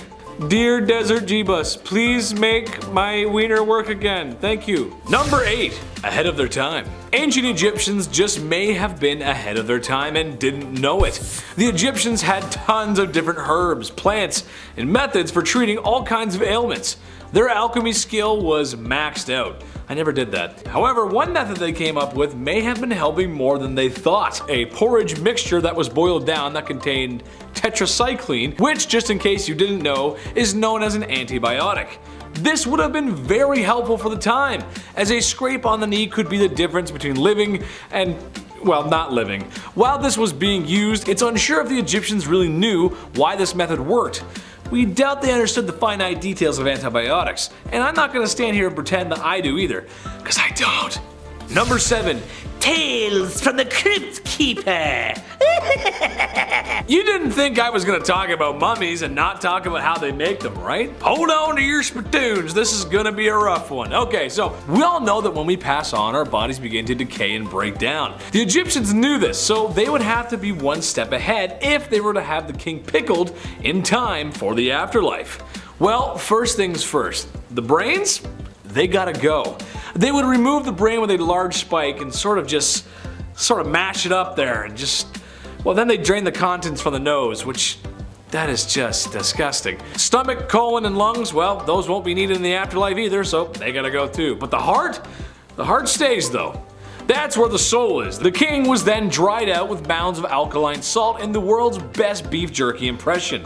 Afterwards, oils were rubbed into the skin and eventually a resin was applied to aid in the linen wrap sticking to the body, making for that distinct Tupperware brand airtight seal. The pickled king was wrapped numerous more times just to be safe, and then, if he was OG enough, placed into a sarcophagus, and if you're really cool, you'll get your own room full of gold and treasures, and your pet Whiskers, which is a cat, and be mummified because, well, you need him in the afterlife too. That is one heck of an undertaking process. And to be fair, it kinda worked, because there have been a few mummies recovered from Egypt, and they're in amazing condition, considering the age, of course. Number 6, a little off the top. Okay, without the comment section oversharing here, some people have had circumcisions and some haven't. It's a part of life, okay? That's how it goes. Debatable to some, but it happens. This was a common practice in ancient Egypt, claimed to be for hygiene reasons. However, there's something a little bit different about their process. See, today it happens when you're a baby. A strange man comes in the room, and he cuts what he has to cut. L'chaim, it's done. There it is. That's it. It's over. Egyptians waited a little longer, however, closer to the age of 12 or 13. Can you imagine just chilling in the field one day, and then some strange dude grabs you and slaps you down on the table and makes a withdrawal from you to meat and veg? I talked to the chief today, and he just said that's not it. Don't do that. Number 5, bloodletting. The practice of bloodletting was common all over the world, but it may have gotten its start in ancient Egypt. It's a quite simple procedure, really. Black bile out of whack? Lose some blood. Can't stop coughing and sneezing? Drain some blood. Been possessed by demons and now they curse and haunt you as they run up and down your bloodstream? Drain some blood. The question is, however, was this really helping? The short answer, no. No, it wasn't. Besides feeling lightheaded and going pale, this didn't really achieve much, since the days of old were filled with all kinds of other ailments that would easily end someone's life before the spooky demons running up and down someone's bloodstream ever would. I don't feel good. Oh, we better bleed Grandpa again. I don't know, like what? Number 4, plastic surgery. Hey, there's nothing wrong with a little cosmetic surgery. I for one feel that if it'll make you feel better, go for it. Feel better about yourself. Do it. I don't think there's any shame in that. It's been around for a long time, so long that ancient Egyptians might have come up with the first nose jobs. Obviously not like the ones today, but they were knowledgeable in surgeries. After all, you open the chest cavity of a dozen kings and you jot some stuff down on some papyrus, you learn a thing or two. More interesting than shaving down your own beak, however, was their implementation of the prosthesis limbs. Yes, all the way back then. One mummy was actually found with a fake toe. When tested in the modern day with period-accurate sandals, it proved to work quite well and moved more efficiently than first thought. Again, for the time, this was pretty advanced. Number 3, the Ode of the Nile. Imagine people working all day in the blistering sands of Egypt, where the sun beams down on you like, well, the sun in the desert, lifting massive rocks and carving them to shape. I don't know about you guys, but I would be sweating. And that also means I wouldn't be smelling too fresh, resembling that of a high school locker room. Yuck. Well, the Egyptians knew this was an issue, so they came up with what was probably the first underarm deodorant, using nice herbs and other items that had pleasant aromas, and stuck them where the odor was coming from. In your armpits. I just know that after a long day of hard labor in the sun, I would need more than cinnamon sticks and lavender to tame the odor of my sweaty lumberjack armpits. That's just how it goes. Number 2, the Egyptian Brazilian. The 70s have come and gone, and a popular trend today is to be hairless. Everywhere. Even in places where you didn't think it was possible to grow hair when you were younger. Egyptians took it upon themselves to remove all their hair. Well, at least most of it. Not because the Nile River had nice beaches, but because of lice. Oh, yuck. While not an exact cure for the itchy bugs that plague schools across America, it did seem to help. And if you've ever had lice before, you know how bad that sucks. I had them once. It was the worst. Cut my hair, shape my head. Lots of baths. It's no fun, man. I'm too cute for that. I don't want that. Number 1, Wario breath. Wow. Okay. It makes sense that Egyptians would come up with breath mints in mouthwash. They fed their laborers diets of foods that contained a lot of onions and garlic. Sure, I'm just like everyone else who cooks. And when the recipe asks for 1 onion, maybe I put in 2. When it asked for 2 cloves of garlic, maybe I put in 4. You gotta love that flavor. It was thought that they help fight off disease, and they were kinda right. However, after eating all that flavor, your breath would be something rancid. So herbs and mints were used to help quell the breath that could peel the paint off of walls. Thank God. Number 10, false doors. Okay, right off the bat, imagine searching for a lost Egyptian tomb, alright? Imagine you've spent years of your life dedicating to this research, and then you find a door. You find an entrance carved into the wall, and this is it. What lies beyond? It's time. You try and carefully open it with a team of archaeologists, but it won't budge, because it's a fake door. It's a false door. Yeah, just a Looney Tunes door. Somebody juked you out 4,500 years ago.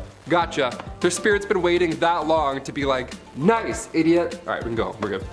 False doors in Egyptian tombs were quite common in ancient Egyptian times. But if we look elsewhere throughout history, we find false doors in ancient Rome, in both tombs and the interior of homes, so that ought to be confusing for any house guests back then. It's also important to note that Egyptian culture was influenced by Mesopotamian architecture, so we've had fake doors around for a while now. A lot of confusing people for thousands of years. Ancient Egyptians believed that these false doors were a connection to the dead, and that spirits were able to travel here and there throughout living and death. Most false doors can be found on the West Wall because Egyptians believed the West to be the land of the dead. Number 9, the tomb of User. Back in March 2010, the Egyptian Supreme Council of Antiquities released this photo. This 6-foot-tall slab of pink granite was carved over 3,500 years ago, and this door was found near Karnak Temple in Luxor, and originally it belonged to the chief minister of Queen Hatshepsut back in the 15th century. Now, User was a high-ranking official and held the position of vizier for 20 years at that time, so in turn, he got his own fancy tomb located on the west bank of the Nile. Remember, Egyptians associate the West with the land of the dead. That's going to come in quite a few times in this video. The actual slab of granite, this door, was found far away from its home. It had been moved thousands of years later and ended up in an ancient Roman era building. Never thought I'd have to say this, but don't steal doors from the dead. Got it? Okay, let's move on. Number 8, Alexandria Black Tomb. What if we found a tomb and then just opened it, you know? What if we found a mysterious black granite tomb in Alexandria, say back in 2018? Do you think it would be wise to just open it because we're curious?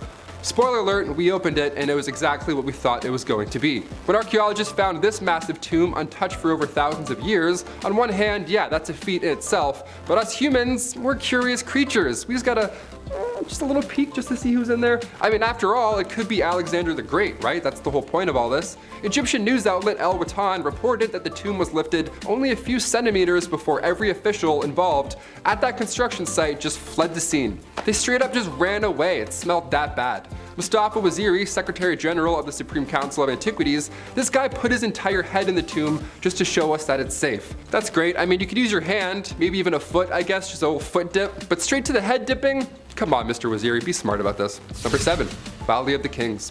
While March 2020 wasn't the best month of all time by any means, Egyptian officials did locate a secret vault hiding in the sands of the Valley of the Kings in Egypt. Just off the west bank of the Nile, the Valley of the Kings, as its name hints towards, is a pretty historical part of Egypt's past. Again, do we want to open this vault? Probably not, but did we? Yes. Bones and goo and history. What do you know? Surprise, surprise. Number 6, 2020 tombs. Summer 2020, nice. While most of us was stuck inside watching Netflix, more than 100 sealed coffins were found. And yes, they were occupied for the most part. Found, of course, in Saqqara, Egypt, Egyptian archaeologists have never been more excited. Maybe we'll find the body of Cleopatra. Wouldn't that just be dandy? The fact that we found over 100 of these still in great shape is mind-blowing. Grave robbers have been around since ancient Egyptian days, and for all of these to be untouched for this long is honestly unbelievable. These findings date back to 712 BC, which was a period where Egypt was controlled by foreign civilizations. That's what makes this so insane. Like Persians and Greeks, they were all around at this time. The idea that we're finding mummies is great and all, but again, do we need to open all of them up? Maybe there's treasure, maybe there's bodies. Either way, it's not yours. Am I insane? Maybe I'm insane. Do we need to find Alexander the Great this badly that we're willing to disrespect this many souls in the process? Number 5, Luxor tomb. We've been saying 2,500 years ago, and don't get me wrong, that's an awful long time to go. But in 2014, archaeologists discovered a 4,000-year-old tomb from the 11th dynasty, tucked away in Luxor, Egypt, of course, as this list says. Spanish archaeologists found a tomb belonging to a leader from the 11th dynasty, and it's pretty obvious that this was somebody from the royal family or somebody who was a high-ranking official, because at the time, Luxor was the capital city of ancient Egypt, and officials also believed this tomb could have been used as a mass grave. The important thing to note here is that the tomb had also been used during the 17th dynasty because tools and utensils from that later time were also found in this grave. We're gonna find a spork in 5,000 years and be like, ah yes, ancient tools, interesting. Number 4, 210 sarcophagi. So we thought it was a pretty big deal when 160 bodies were recently discovered in Egypt. This was back in September 2020. Over 160 coffins were found. Wild, right? Well, those are rookie numbers, turns out. For this one, archaeologists found 210 sarcophagi near Queen Nefertiti's funerary temple in the city of the dead, Saqqara.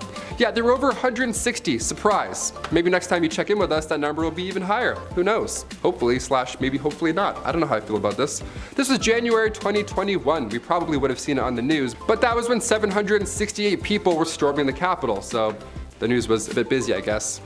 Thanks. These sealed coffins were untouched for thousands of years. They went from finding 160 to finding 210. That's incredible. According to the ministry, the sarcophagi were completely closed and haven't been opened since they were buried at all. They opened a few though, of course, just to analyze and display them, but that's it. Yeah, leave the rest. I'm not focused on ancient curses or Brendan Fraser having to come out and save the day. Just let dead people lay where they are. Let them rest. The amount of effort gone into hiding and preserving their memory alone, I mean, look how long it's taken for us to even find these things. It's almost like they didn't want to be found. Number 3, the ancient curse. The walls of some of these tombs have warnings from the gods, which is a lot. One of them warning trespassers that the gods will wring their neck like that of a goose. Also, if I walked into somebody's property now and it said trespassers' necks will be wrung out like a goose, I would turn back. I wouldn't want to investigate further. I would just walk away. You don't need to be an ancient god to get that message across, you know what I mean? But inside the found tomb of the vizier Ankhamor, a pharaoh's official from 4,000 years ago, a curse was written. Buried in a mastaba, an above-ground massive tomb, was this warning. Might do against this, my tomb, the same shall be done to your property. It also warns of the vizier's knowledge of secret spells and magic, and threatens to fill impure intruders with a fear of seeing a ghost. Yeah, there's that, or beware of dog. I don't know, you can pick which is more impactful on your property, sure. Number 2, the animal tombs. This tomb was found, as you may have guessed, in the Valley of the Kings. You're getting good, nice. But this one doesn't sound like the rest. I mean, for starters, it's a number rather than a name. What in the Elon Musk is happening here? Whose name was a number, huh? KV52 was discovered in 1906 by Edward Ayrton. Tomb KV50, KV51, and this one, KV52, they all form a group referred to as the animal tombs. Underneath 6 feet of debris, the entrance to these vaults were found, so when we enter this tomb, specifically KV52, that's been untouched, ideally for thousands of years, we can look forward to finding anything. In fact, whatever we do find, it's a win. It helps complete this age-long puzzle. So when officials opened KV52 and it was completely empty, well, that doesn't feel too nice. Something here is wrong. It was empty except for 2 boxes. Both were black and undecorated, which is odd considering what we've learned on this list. The larger of the 2 contained the remains of a monkey, and the smaller one was a canopic chest that had 4 compartments in it. Hauntingly bare compared to what else we've seen on this list, but it gets a little better. We're not done yet. Finally, number 1, Queen Nefertiti's hidden chamber. When researchers are 90% sure about something, that's a pretty good sign. You only say you're 90% sure of something when you know for sure. You leave 10% in case anything else goes wrong out of your control, right? 90%, that's confident, we got this. So when Egyptian authorities said they're 90% sure there's a hidden chamber in King Tut's tomb, well, we got a little jazzed. Got some jazz hands going on. Not gold, jazz hands. Back in 2015, a paper was published on the burial of Queen Nefertiti. Archaeologist Nicholas Reeves argued that while conducting scans on the ancient site, Reeves found what resembled traces of doors beneath the plaster. Now, it's been considered previously by archaeologists that King Tut's mask, having ear piercings and all, suggests that at that time, that tomb and that death mask was actually meant for Queen Nefertiti, not King Tut. But because King Tut died suddenly when he was 19, plans had to quickly change. 90% sure is good enough for me. What do you guys think? Comment down below all your thoughts. Number 10, bowling. Where would we be as a species if we didn't spend the entirety of the 1990s in bowling alleys and arcades? In later years, they seem to have fallen out of style, and for the life of me, I can't figure out why. Where else for $20 a person can you spend time in a large building with the heat on, and the youngest people besides you and your friends is a league of retiree bowlers saying questionable things in the lane beside you? A blue carpet with planets and rocket ships has the same amount of character as the musky clown shoes you wear as you approach the snack stand. A waft of radioactive nacho cheese assaults your nose as the bubblegum chewing student behind the counter asks if you want another room temperature domestic beer. Nice. The foam and bacteria forming in your stomach is a classic tale of a bowling alley tucked away in a Midwest snow-covered state. Nice. Now, with my colorful depiction aside, let's get to the history. None of that glory would be possible without the Egyptians. Yes, they invented bowling. No nacho cheese and weird animations on the TV, but it was still bowling. The ball was made of rope and leather, or sometimes rock, as were the pins. Throw it at the pins, simple, that's it. That's bowling. Number 9, math. Oh, math. You remind me of a simpler time. A time when I was bawling my eyes out while my dad asked me over and over again, "What is 9 times 3?" Expecting me to come up with the answer under the enormous weight of patriarchal pressure. 27, Dad!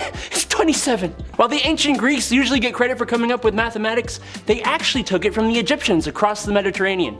And then, yes, they improved upon it. The Egyptians used a numeral system that helped them solve equations involving multiplication and the absolutely disgusting fractions. These guys understood concepts such as geometry and algebra, and they were the first civilization to develop and solve second-degree quadratic equations. I don't even know what that means. I wonder if there was ever a little ancient Egyptian boy who got yelled at the ancient dinner table by his ancient father about finding the circumference of a circle in the middle of the night. Probably. Number 8, papyrus. I heard Egyptians like paper. Well, you're gonna be doing a lot of paper rolling when you're living in a van down by the river. Huh, strange. I think I've heard that somewhere before. Yes, the Egyptians gave the world papyrus, which eventually would become paper. Writing stuff down before this was very difficult. It was inscribed in clay or stone tablets. That's hard. How is a stenographer supposed to do their job? Or when you get mad at an office printer for not working, you can't just break the tablet. We've all been there before, and if I were to make a list of the most important inventions of all time, paper would be on that list. Number 7, black ink. So you make papyrus paper, but what the heck are you gonna use to write on it? Ink. You're gonna use ink. Obviously. That's right, the ancient Egyptians actually invented ink. Now, they weren't the only ones, the Chinese also invented ink around the same time as well. But this video ain't about them. The ink used by the Egyptians was made from soot and ash from burning wood or oil mixed with water. Some of their inks even contained lead that would help ancient Egyptians bind the ink to the paper. But they didn't just use black. They had red inks made from iron-based compounds as well as blue, green, white, and yellow. It was a colorful place, and they were likely a colorful people. Number 6, the haircut. A little off the top, Ramses. Honestly, it's time for me to get a haircut too.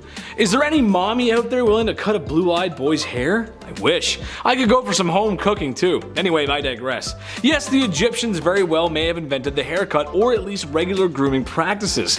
Having long hair just wasn't in their culture, and honestly, in the hot sun and sands of Egypt, can you blame them? I don't think so. When I was younger, I used to have my head shaved. I thought it looked good. It kinda did, but the main reason I did it was because it kept me cool. It was functional. It may surprise you that yes, we got hot summers in Canada. So I can understand why the Egyptians did that. That being said, they did manage to keep some of their facial hair because beards are like makeup for men. We just look better with them. We look good. It's a good look. Number 5, the plow. Back in the day when we started to move away from the hunter-gatherer lifestyle to more of a work the land and make a new farm lifestyle, Omari would go out into the field with his hoe and cultivate his land by hand. As you can imagine, this takes a hell of a long time, but we're a problem-solving species. That's why we got to where we are now. Enter the plow and the evolution of agriculture. So basically, you take your 2 favorite oxen and you connect them together, and you connect them to a beam of wood that shoots out behind to the plow handle and to the blade of the plow that would go into the ground and be dragged behind by the ox, breaking up the ground. All the farmer has to do is sow the seed. This simple invention changed everything, and it's still used in places where machinery is just unaffordable. Number 4, the calendar. No one would blame you if in the last 2 years you forgot what day it was. I know after spending a lot of time inside, I forgot what day it was, but every day is a Saturday when you eat spicy chicken wings in your tighty whities. Well, the Egyptians may have had one of the first calendars, and a gosh darn good one too. Their calendar had 12 months and over 300 days. The trouble is, after a while it kinda got a little inaccurate. They did their best to fix it. I mean, clearly if you look at the calendar, clearly it's the 5th of, well, I think that looks like 3 men walking in sand. And next month we have a special festival happening. It looks like it'll be a sunny day on the 12th of man with ball on his hat. Hieroglyphs are hard, man, I don't know. Number 3, clocks. Alright, so I'm not going to sit here and tell you the Egyptians invented the modern clock. No. But they did have to tell time, and as any dad or survival guru will tell you, the most reliable way to tell what time of the day it is would be that massive floating ball of plasma in the sky, the sun. Assuming it isn't a super cloudy day or anything. The obelisks we see in Egypt were not just fancy deco pieces. They were actually sun clocks, used to see how the sun would cast shadows throughout different times of the day. They even used it to figure out which days were longer and shorter. There was an even more interesting clock though, a water clock. It was basically a stone vessel with a tiny little hole at the bottom which allowed water to drip at a constant rate. The water marks spaced out at different levels would tell you how many hours had passed. This one's good because it worked at night and on cloudy days as well. Number 2, mummification. Welcome back to the land of the living, my friend. You've been gone for quite some time. Oh. Yes, the process of mummification, probably the number 1 thing ancient Egypt is known for, maybe besides the pyramids. While not the only civilization of the past to practice this, they kinda ran the show here. Basically, the pharaoh's corpse has to stay fresh so their soul can make it into the afterlife. The heart stays, but everything else is like a furniture after a bad divorce. It must go. The brain was stirred up like a family reunion square dance and drained like last night's punch bowl. But wait, horror fans, there's more. Lungs, liver, bladder, intestines, stomach, kidney, and basically anything you can scoop out with your favorite ice cream scoop is going. But don't toss them out though. Some of these organs were preserved in jars. Makes nice decorations beside the piles of gold found in the tombs. Yes, my liver jars. Oh, yes. Number 1, cosmetic makeup. The ancient Egyptians created makeup as far back as 4000 BC. That's a long time ago. And that's how long we've been obsessed with our looks. Yikes. Their makeup actually served more of a purpose than just looking good though. The eye makeup they used specifically was believed to cure eye diseases, which wasn't true, and would protect them from the evil eye, which, I don't know, could have been true. Kind of like the ink, they would use soot, but they would combine it with a lead mineral called galena to create a black substance they called coal. That's K-H-O-L, not C-O-A-L. They had multiple colors actually. They would make green makeup by combining malachite with galena. Now, if you saw our bizarre beauty products and history video, you probably know that lead, even lead minerals like galena, aren't really great for you. But hey, anything in the name of looking good. Kicking off our list at number 10, ancient Egyptian eyeliner. Whenever you see hieroglyphics or any art depicting the great pharaohs, they're usually rocking some impressive eyeliner. They look great, right? Like a 90s pop star, they look awesome. Ancient Egyptians were the OG eyeliner users. They made their own eyeliner from lead salts. And no, before you think about getting creative, do not try this at home. This wasn't an ideal process. See, for starters, these salts were quite high in lead concentration. So, in order to avoid that mess, ancient Egyptians first first had to process and then filter that lead salt for up to 30 days in order to get the lead levels low enough to even be applied. So you had to plan accordingly. You're like, oh, I have a pharaoh date in 30 days? Perfect, we'll start now. It was a hazard if done incorrectly. Not only was this ancient beauty practice, well, beautiful to look at, but Egyptians also needed eyeliner to protect against sun damage, as well as fight off any infections. Yeah, we don't encourage rubbing lead on your eyes today. We have a few different methods on, how to look good. I think. None of them include lead, hopefully, ideally. Number 9, hair gel. Back in my day, in high school, I had to use Dippity-Doo Extra Hold hair gel. Yeah, I showed a scale on the side. I always got the 5 out of 6 hold. That was good. 6 was too much. Nobody ever did the full 6. That's crazy talk. But in ancient Egypt, we didn't have styling, spiking glue, and blasting free spray by DJ Pauly D. No, we have that today, unfortunately, but back then, a little different. Back then, ancient Egyptians loved styling their hair, but again, before DJ Pauly D was born, what is a pharaoh to do? If the Great Pyramids are any indication, they knew something that we didn't. Ancient Egyptians knew how to keep their hair in one place all day long. And that heat too, how do you do it? My curls? I'm jealous. Their hair styling gel was made with shea butter and coconut oil. But more often than not, they would replace coconut oil with almond oil. So this was a completely natural and strengthening styling gel. Cut to today, we have whatever that is. Psst, ice spray. That's awesome. DJ Pauly, psst. No. Number 8, coffee scrub. I love coffee. I don't think I love coffee enough to do a coffee face scrub, but hey, never say never. I'll try anything once. Ancient Egyptians would use coffee scrub to reduce inflammation, improve blood circulation, and since it's a ground up material, it's gonna remove those dead skin cells at the same time. Next holiday season, grab your aunt some coffee scrub. Just tell her how it reduces puffiness, improves the skin's texture, all that good stuff. It'll give you that youthful pharaoh look that you've been going for, you know what I mean? Merry Christmas, here you go, coffee on your face. Using grounded coffee powder to exfoliate your skin sounds like a new idea. It's certainly a hot trend today. But before TikTok, ancient Egyptians already knew these benefits. Damn, I'm gonna get a coffee scrub. Maybe I'll do it. I don't know. After I'm done this cup, I'll just rub it on my face at my desk and see what everyone says. Number 7, Dead Sea Salt. You'll never feel more alive than when you use Dead Sea Salt. Here we go. Ancient Egyptians were ahead of the exfoliation game. Dare I say, they invented it. Not only were coffee scrubs a necessity, but salt from the Dead Sea was one of the most popular ancient Egyptian skincare products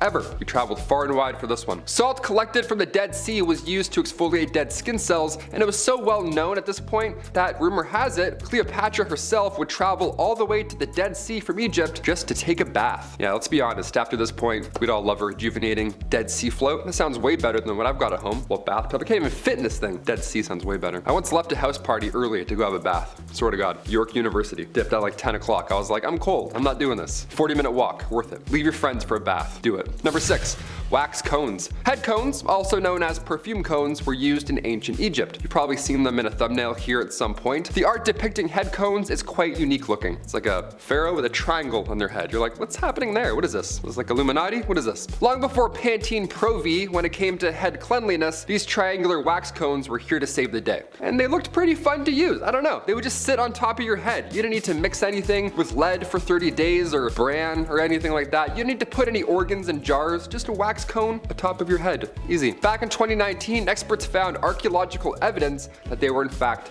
used. So yeah, not just a glyph. Real life history. So I have to bring this up. Men and women alike would wear this cone, and your body heat would slowly melt the wax cone down and through your hair. The cone itself was made of oils, fat, resin. It would be placed on their wig or directly onto your head, and it would keep melting and refreshing all day long. Like a little candle almost. A nice little human candle. Nice little Egyptian man candle. As fascinating as ancient Egyptian culture is, I don't think anybody misses wax cones. It's a little easier nowadays. I'm too tall too. I can't have a wax cone. Are you kidding me? It would hit this mic. No way. Number 5, fake beards. I can't grow a beard, so maybe I'll just start rocking the fake one, you know, like Hatshepsut. Long before Cleopatra, Hatshepsut was the first woman to obtain power as a pharaoh. She was the 6th pharaoh of the 18th dynasty. There were just a few that were women in total, but during her reign back in the mid 1400s BC, following the death of Thutmose II, she was determined on being portrayed as a male. The pharaoh, fake beard, the massive muscles, historians believe that this was all done as an act of politics. After her passing, come 1458 BC, her stepson took the throne, Thutmose III, and he destroyed everything in her name and image. Well, mostly everything. Now we have this bearded pharaoh that we're pretty sure we figured out. Number 4, acne. Ancient Egyptians came up with an interesting method on getting rid of those pimples, that's for sure. Remind you, this was long before Dr. Pimple Popper was ever a thing, so Again, creative. Physicians back then discussed pimples as these elevated spots with black tops that can plague your skin from 4 to 5 years. And by squeezing these spots, you force out the maggot inside. Yeah, blackheads were called maggots back then. Imagine your partner, hey, can you get this pimple on my back? Yeah, I think I got some maggots in there. I don't know. I'd be sick. See ya, now we're single. They would refer to severe cases of acne as maggots that lie in a bed of roses. Hey, if a physician ever told me I had maggots that lie in a bed of roses on my persons, I would faint. That's the scariest news I've ever heard in my life. That's some bad news, man. Dermatological disorders were thought to be human skin taking on the properties of animals. Yeah. Oh, you have acne?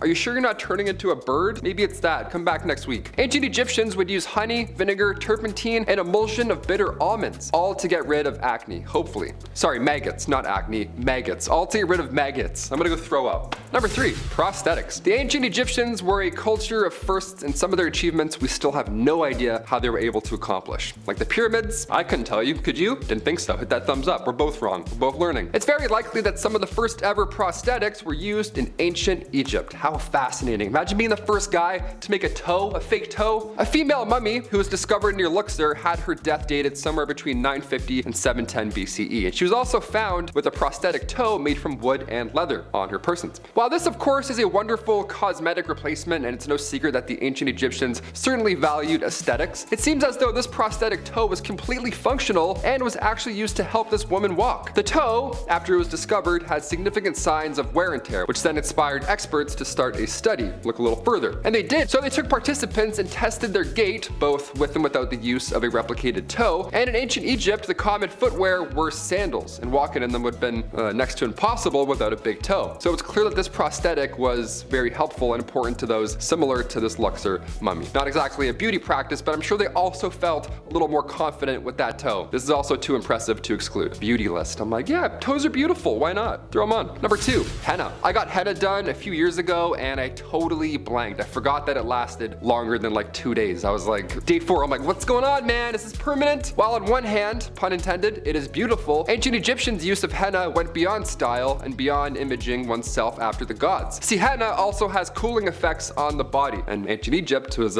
quite hot. It was used by ancient Egyptians to color their hair and fingernails in shades of red and orange. Now this exact shade also provided comfort on hot days. Come back with some henna. Kind of nice. It lasts longer than a few days though, just so you know if you want to get henna. It's important to know. That guy did not tell me in Greece. No, he did not. And finally, number 1, deodorant. When it comes to deodorant, today we listen to the Old Spice guy. He's always whistling about something new. But long before he was born, ancient Egyptians used ostrich eggs for deodorant. They made perfumes and oils, this is commonly known, but they were also the first to use any type of deodorant, like underarm deodorant. It was so impressive. Ostrich eggs mixed with a little fat and tamarisk and tortoise shell and then nuts, mix them all together and bam, there you go. You're ready for date night. Just apply all of that on your body. Another method was a little more yummy than ostrich eggs and nuts. See, Egyptians would also use porridge balls. How creative is that? Flavored porridge rolled up and safely tucked in your underarm right there on your little smelly chicken wing. This morning I had some deodorant just crumble apart when I was applying it. You ever have that happen? Turns to feta cheese all of a sudden, mid-application. Now my bathroom sink looks like a Greek salad.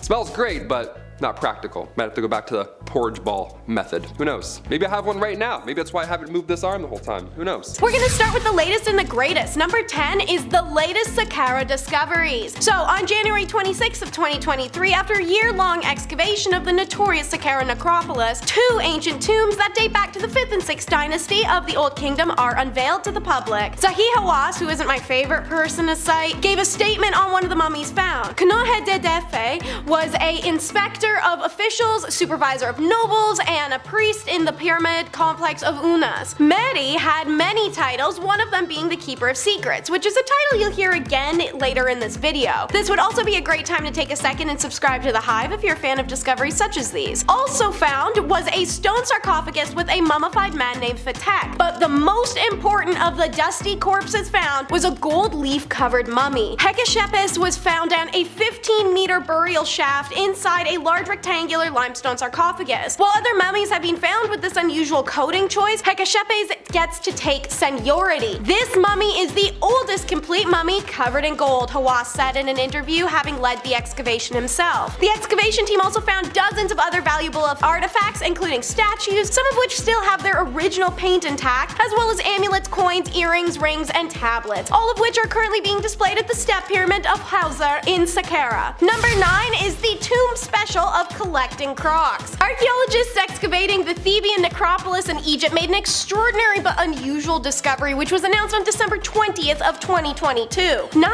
crocodile heads placed inside 2 tombs belonging to high-ranking nobles. Archaeologist Patrick Chudzik told the Newsweek that the discovery was the first of its kind, as crocodile remains have never been discovered inside the tombs of Egypt, despite usually being found inside of temples or special catacombs. Dr. Chudzik explains, in our case, things are different. Firstly, only the heads and not the entire bodies of these Nile reptiles have been deposited in these tombs where we work. Secondly, they were not mummified, only wrapped in linen. There is a significant difference in this, as no preservatives were used. Finally, the remains were found in the tombs of humans, not catacombs of sacred animals. The tombs belong to 2 top officials during the reign of the pharaoh Nehefetre Mentuhotep II, one being the Chancellor Cheti, a high official, but the occupant of the second tomb is actually still anonymous to us. Placing of the crocodile heads in the tombs, according to Dr. Chudzik, certainly was unusual, but not entirely unprecedented. He believes that earlier researchers paid scant attention to such finds that depict cultural practices but weren't treasures, stating that it's likely similar offerings had been placed in quite a few other tombs of rich individuals, but those offerings were discarded by the earlier researchers who discovered them. Number 8 is about the Ramessid Cemetery. So in April of 2023, the joint Dutch-Italian archaeological mission of the Saqqara archaeological site discovered the tomb of a person called Banhishia from the Ramessid period, the chief servant of the tomb of Aten. Alongside his tomb was the discovery of 4 small chapels, reinforcing the previous theories that suggest the reuse of the space between the tombs of the 18th dynasty in later eras and the constructions of tombs and chapels in that area during the Ramessid period of Egypt. The cemetery is a self-contained temple, having its own entrance and inner courtyard, as well as an underground burial chamber. Oddly, 2 out of those 4 chapels I mentioned were in dedication of a person that they don't recognize, called Yo-Yo. Endless inscriptions and scenes on the walls are distinguished by their accuracy and quality of detail. One in particular shows a scene of funerary procession of Yo-Yo in the process of reviving his mummy again in the hereafter to live in the afterlife as a god, in addition to a scene depicting the cow goddess Hathor and a boat of the god Sekhara, the god of the underworld. Inside the tomb, the mission found a stela picturing of Banhasi and his wife Baya, the singer of Amun, before a table of sacrifice and several drawings of priests and animals. While some have warriors,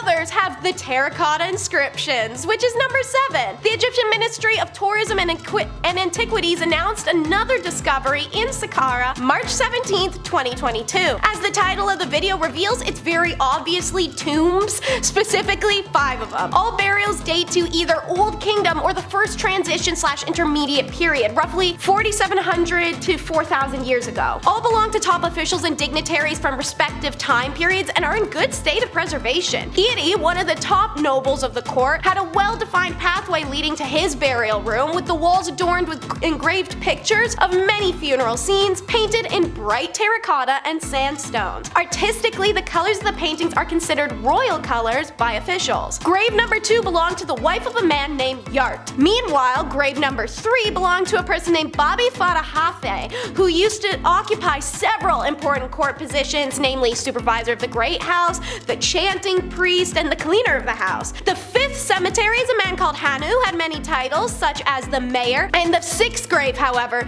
is the most interesting of them, as it has the archaeologist a little giddy. A woman called Betty, who is responsible for the king's makeup, appearance, and dressing, and was buried with tons of her cosmetic tools. Allegedly, she is also a priestess of Hathor, who's the goddess of love, beauty, music, fertility, and pleasure. You want to hear something crazy? crazy? Number 6 is how they cracked open a tomb and found 100 sealed coffins. It was announced on the 14th of November 2020. It's the largest find of that year. It's 100 sealed coffins and over 40 statues alongside hundreds of mixed artifacts. Naturally, they're discovered at the Saqqara necropolis, and carbon dating tells us that the items date back to the Ptolemaic dynasty that ruled Egypt for some 300 years from about 320 BC to 30 BC and the late period. The coffins were found inside a burial shaft that had not been opened at all for 2,500 years. The preliminary studies revealed quickly that most of these coffins belonged to 26th dynasty priests, top officials, and elites. A number of wooden statues and colored gilded masks were also found, all in really great condition,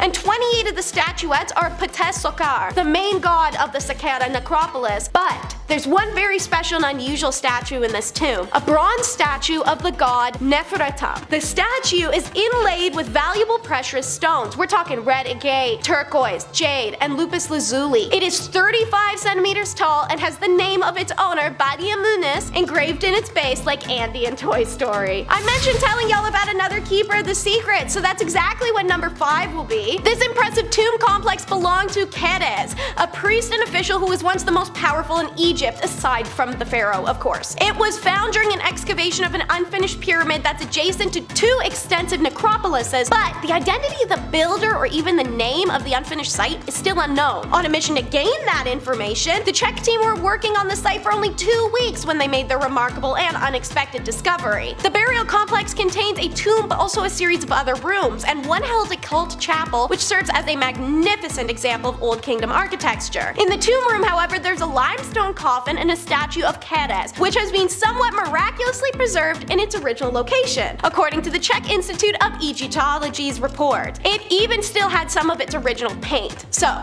the statue is also a source of context in the tomb, revealing the name of Keres and his many titles for us. Based on the inscriptions from the tomb, he was also the sole friend of the pharaoh. This tomb has provided experts with many new insights on the 5th dynasty era. The discovery of the statue in the tomb was dramatic, as it proved in Old Kingdom at least, they did place statues of the dead in their own tombs. Sadly, this is one of those times where grave goods were looted centuries ago, so not much else remains. For number 4, we'll learn about ancient Photoshop. Thanks to new X-ray scanning methods as announced July 13th of 2022, we now know that some of the pharaoh's paintings have been subtly edited over time. Traditionally, the analysis of ancient Egyptian paintings has been conducted in controlled laboratory environments or museum premises. This new study has instead pioneered a groundbreaking approach. Instead of taking the painting to the lab, bring the lab to the painting. You preserve history, you aren't stealing crap you shouldn't, and nobody gets cursed for tampering. I see nothing but wins here. So the findings focused on 2 paintings from the Ramesside period, which were discovered in tomb chapels located near the Theban necropolis. Through the application of X-ray technology, the team scanned specifically a painting of Ramesses II,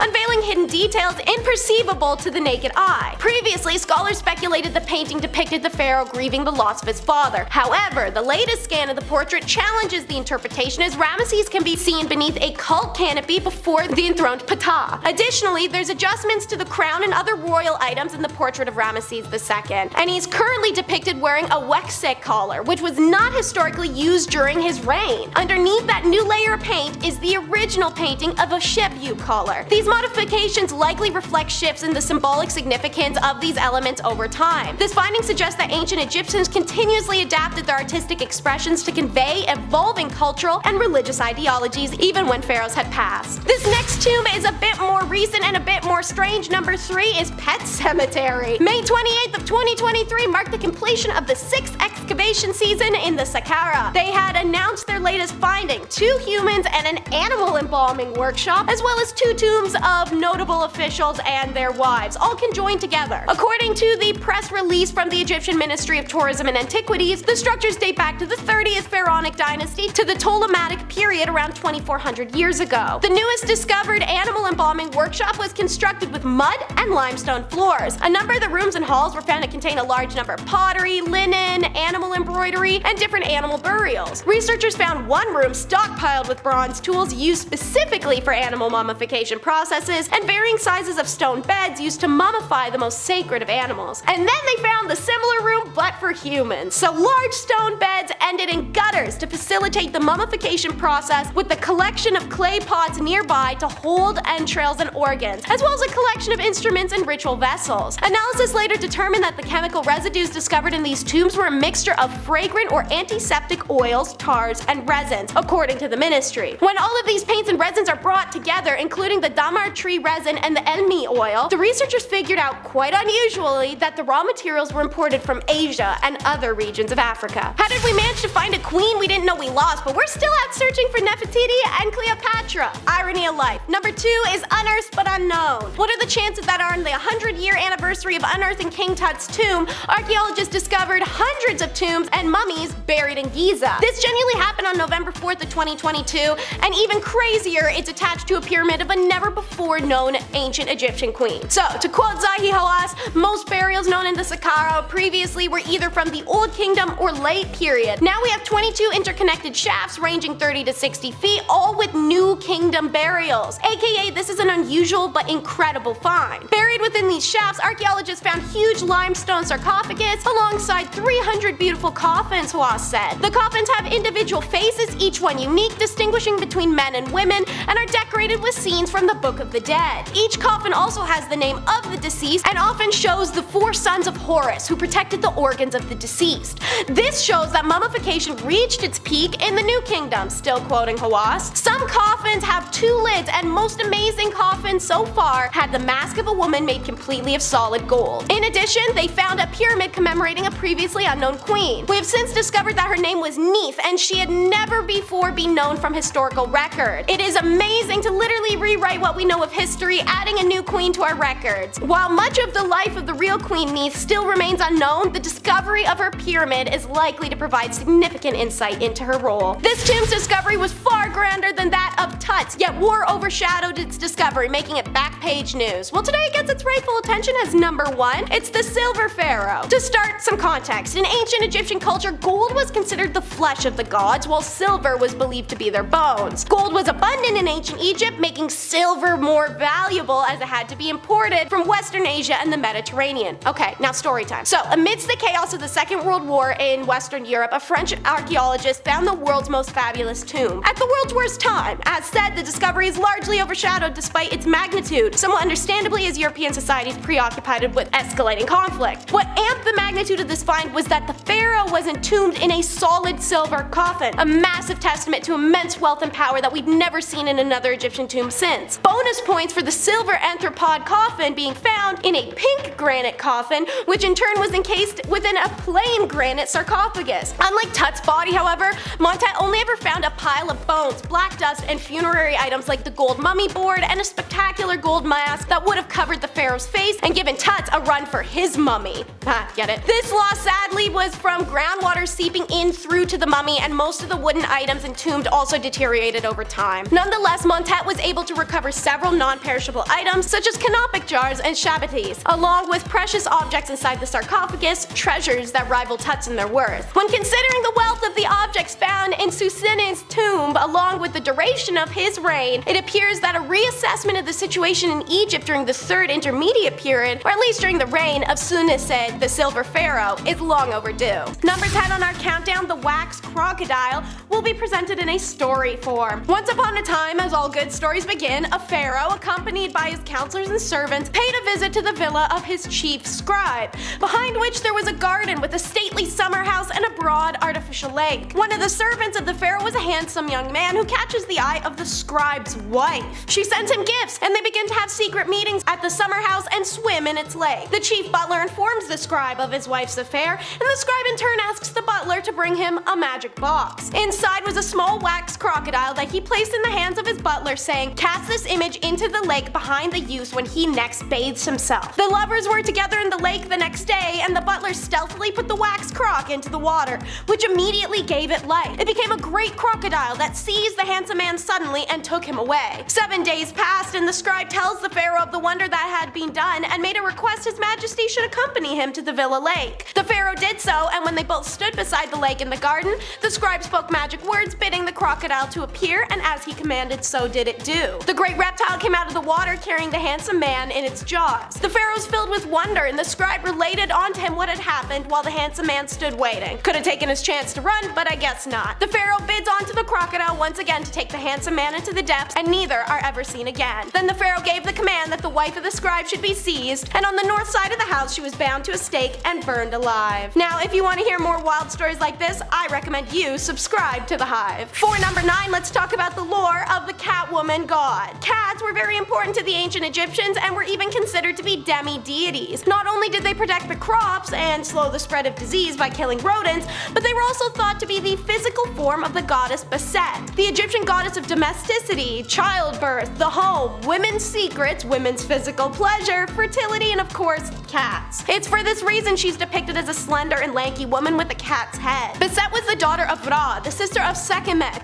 the wife of Ptah, and the mother of Mihos. It's believed that every day she would ride through the sky with her father, the sun god, and watch over and protect him. At night, she would turn into a cat and continue her duty of protecting Ra, but from his greatest enemy, the serpent Apep. And since we're already talking about it, number 8 will be the serpent Apep. According to the legend, Apep was a powerful serpent deity who resided in the underworld and embodied the universe's destruction and chaos. Each night, when Ra's sun boat had to pass through the underworld before re-emerging at dawn, Apep would absolutely hound the ship in an attempt to prevent the sun from rising. Ra, the sun god and king of the gods, fought Apep every night, and the battle was always extremely intense, required all the other gods' help, and lasted the whole night. So to aid Ra in battle, the Egyptians would build wax representations of Apep and melt them in the sun. Finally, it's Bastet who conquers and destroys the serpent Apep. During one of these nightly battles, Bastet, being the goddess of cats, aided in Apep's defeat by utilizing her powers in a different way than she'd done before. Assuming the form of a lioness, she jumps the serpent, shredding him to pieces and scattering the bones over the underworld. From then on, Ra was tormented nightly no longer. For number 7, you're going to hear the oldest origin of Cinderella and her red slipper. Rhodopis, as she's known to modern storytellers, was a Thracian Egyptian woman slighted by fate and rewarded by royalty. First sold in Aegea, Rhodopis is passed through owners before winding up in Egypt. The Egyptian man who possesses her treats her incredibly fair. He gives her lovely homes, lavish her with other gifts, but he spent most of his time sleeping. So she's sitting on the bank of the Canopic Nile watching robes when a falcon suddenly snatches her sandal.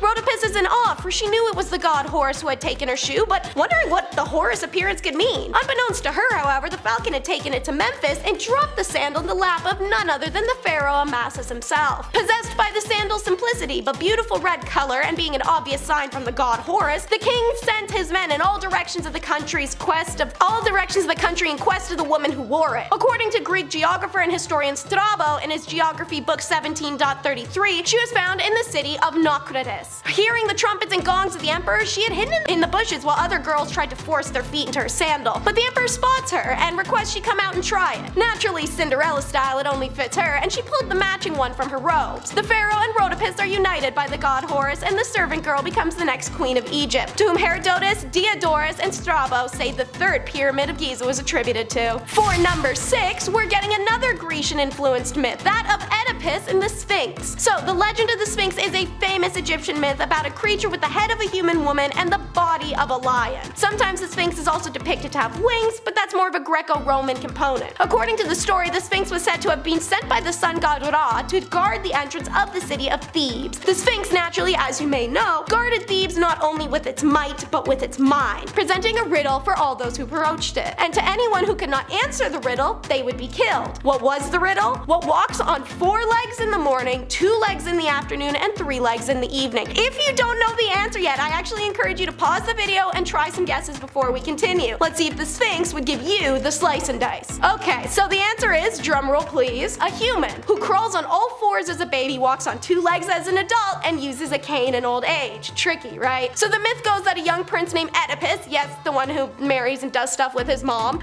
came upon the Sphinx while traveling, and he asked the riddle. Oedipus was the first person to be able to answer correctly, which angered and confused the crap out of the Sphinx, causing it to take its own life in a panic. However, some versions of the myth, the Sphinx was said to have been turned to stone by the gods. Now segueing back into the gods, number 5 will be about Osiris and Isis. Egyptian ruler god Osiris and his wife Isis is one of the most well-known and revered myths. Osiris was renowned for his intelligence and generosity, two things his envious brother Set lacked. Vying to be king, Set lured Osiris to the Nile, where he enticed Osiris into a coffin and tossed it into the river to be swept away. Devoted wife Isis diligently searches for Osiris and discovers the coffin near Balbos, which is in modern-day Lebanon. Isis returned with Osiris's body but concealed it amongst the reeds of the Nile. However, Set had been tracking her and steals the coffin back and chops Osiris's corpse up and throws the pieces everywhere. Isis persisted in her quest for her husband's body. She finds all the pieces, reconstructed Osiris, embalmed his body, got pregnant off of it really quick, and brought his soul back to life with the assistance of her sister Nephthys. Osiris became the deity of the afterlife, ruling over the dead in the underworld. So naturally, that would bring us to number 4,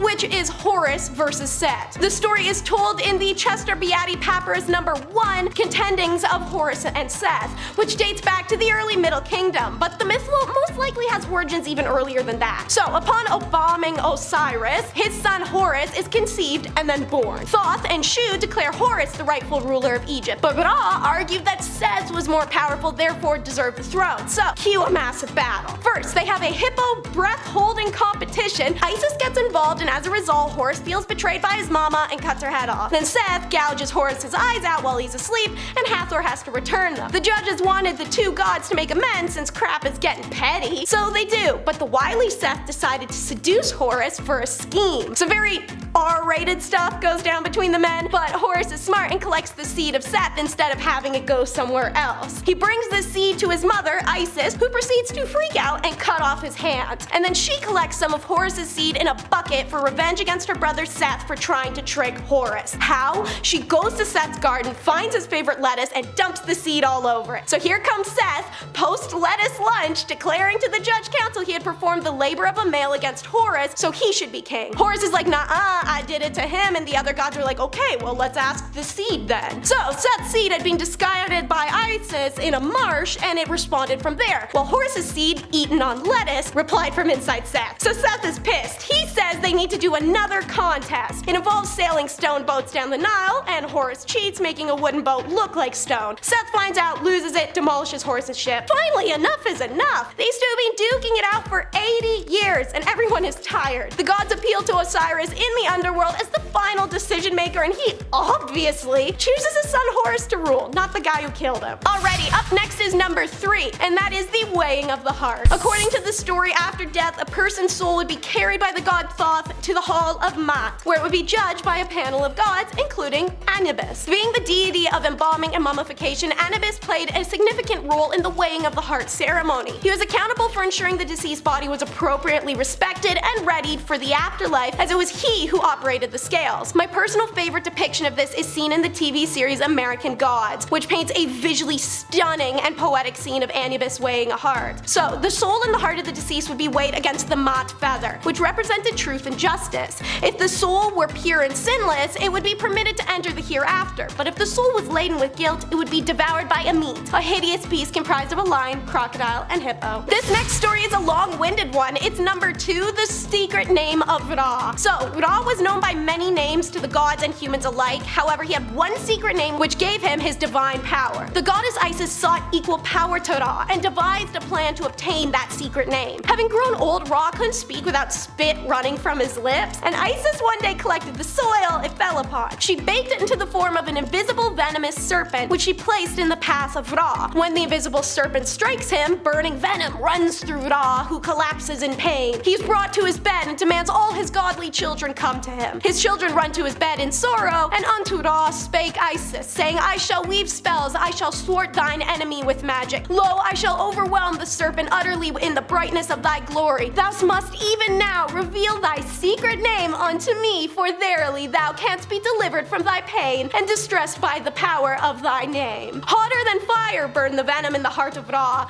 Like raging flames it consumed his flesh, and he suffered fierce agony, Isis waited and waited until Ra, desperate in pain, accedes. It is my will that Isis be given my secret name and that it leave my heart and enter hers. When he had spoken thus, Ra vanished before the eyes of the gods. The sun boat was empty and there was a thick darkness. Isis then received in her heart the secret name of Ra, and the mighty enchantress screamed out for the departure of Ra's venom and the relief of his agony. And so the god Ra was made whole once more. The venom departed from his body and there was no longer pain in the heart or any sorrow. He and Isis were now equals. And we've made it to number 1, which will be the heavenly cow. Arguably one of the most famous Egyptian legends, its most preserved version is found in the tomb of Seti I. Ra was getting pretty up there in age, and mankind, his own creation, stirs up a rebellion against him because of it. Ra is deeply hurt. Mankind sought to kill him and assembled the pantheon of gods, asking their advice. Should he kill all of mankind as a punishment or just remove himself as they request? The gods bicker a bit, but the consensus is reached. Let thine eye go forth against those who are rebels in the kingdom, and it shall destroy them utterly. When it cometh down from heaven as Hathor, no human eye can be raised against it. Upon the advice of the council of God, Ra sends his daughter Hathor, the fiery protective sun eye, to kill the rebels. The goddess rejoiced in her work and drave over the land for so many nights that she waded in blood that begins to horrify Ra. The god repents, his anger fading, and he sought to save the rest of mankind from his daughter. His messengers run to fetch barley, which is turned into beer and mixed with the already spilled blood of man. He commands the jars then be spilled at the site where the vengeful Hathor rested for the night, so that when Hathor awakens, her heart is made glad. She stooped down and in her literal bloodlust began to drink eagerly, not knowing the red fluid was not blood but beer. By the time she finished, Hathor was too drunk to pay heed to any of mankind and returned to the palace to be with family as they asked her to. Ra, however, is now far too weary to remain among men.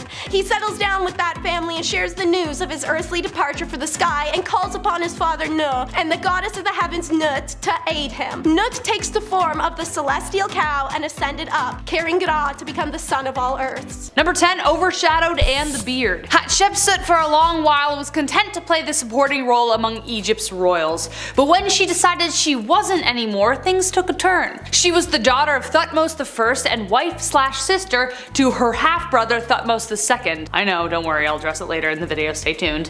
When he died in 1479 BC and left their son as heir, she took on the role as regent to Thutmose III, but she basically just acted as the rightful ruler. As the young king came of age finally, she declared herself pharaoh. The strangest part was that she chose to portray herself in pictures as a man with a male body and a false beard.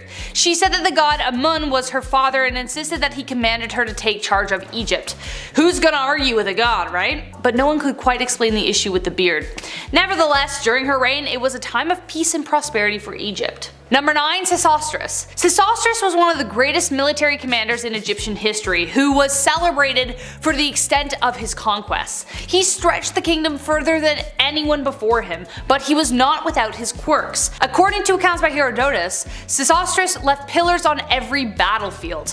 Along with the usual bragging and boasting of how he won, he would carve into them images of genitalia, like people do on the bathroom stalls, you know? If he thought that his enemy fought valiantly, he carved a.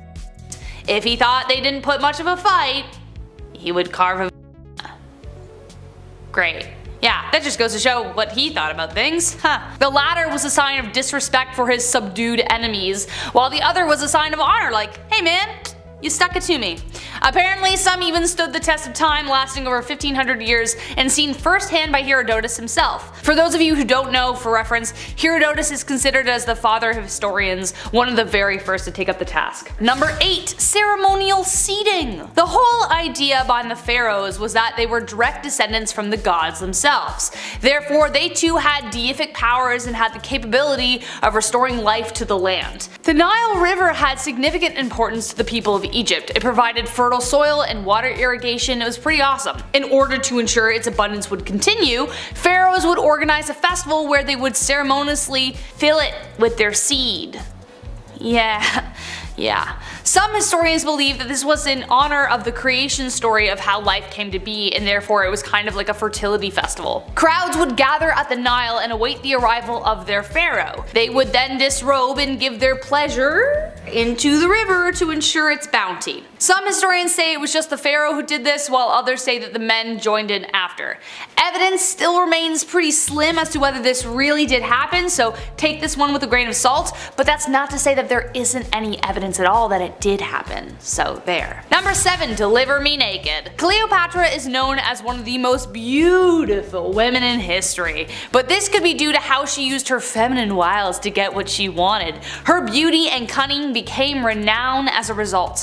While other queens, like the one I mentioned before, concealed their beauty, Cleopatra was all about showing it off, cause girl, if you got it, flaunt it. In order to help secure the political ally and power connected to Caesar, Cleopatra knew how to make an entrance and knew how to win over a guy. It's pretty easy. He was around 52 when they met, and the Egyptian queen was just like 20 and in her prime, so she looked great. She smuggled herself into Alexandria, where Caesar was staying, had her servant tie her up in a bed sack, naked, and carried indoors to Caesar, and she was like, "Have at her, buddy."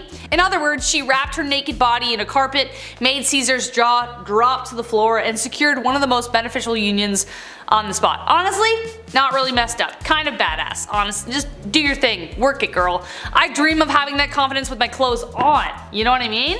Go girl, you got this. You get that empire. Number 6. Cats and the Battle. Ancient Egypt would have welcomed the film adaptation of Cats, unlike the rest of the world, with open arms, and probably would have built a shrine to it. Giant human cats eating human cockroaches would be revered. Bottom line, cats in ancient Egypt were worshipped and treated like family.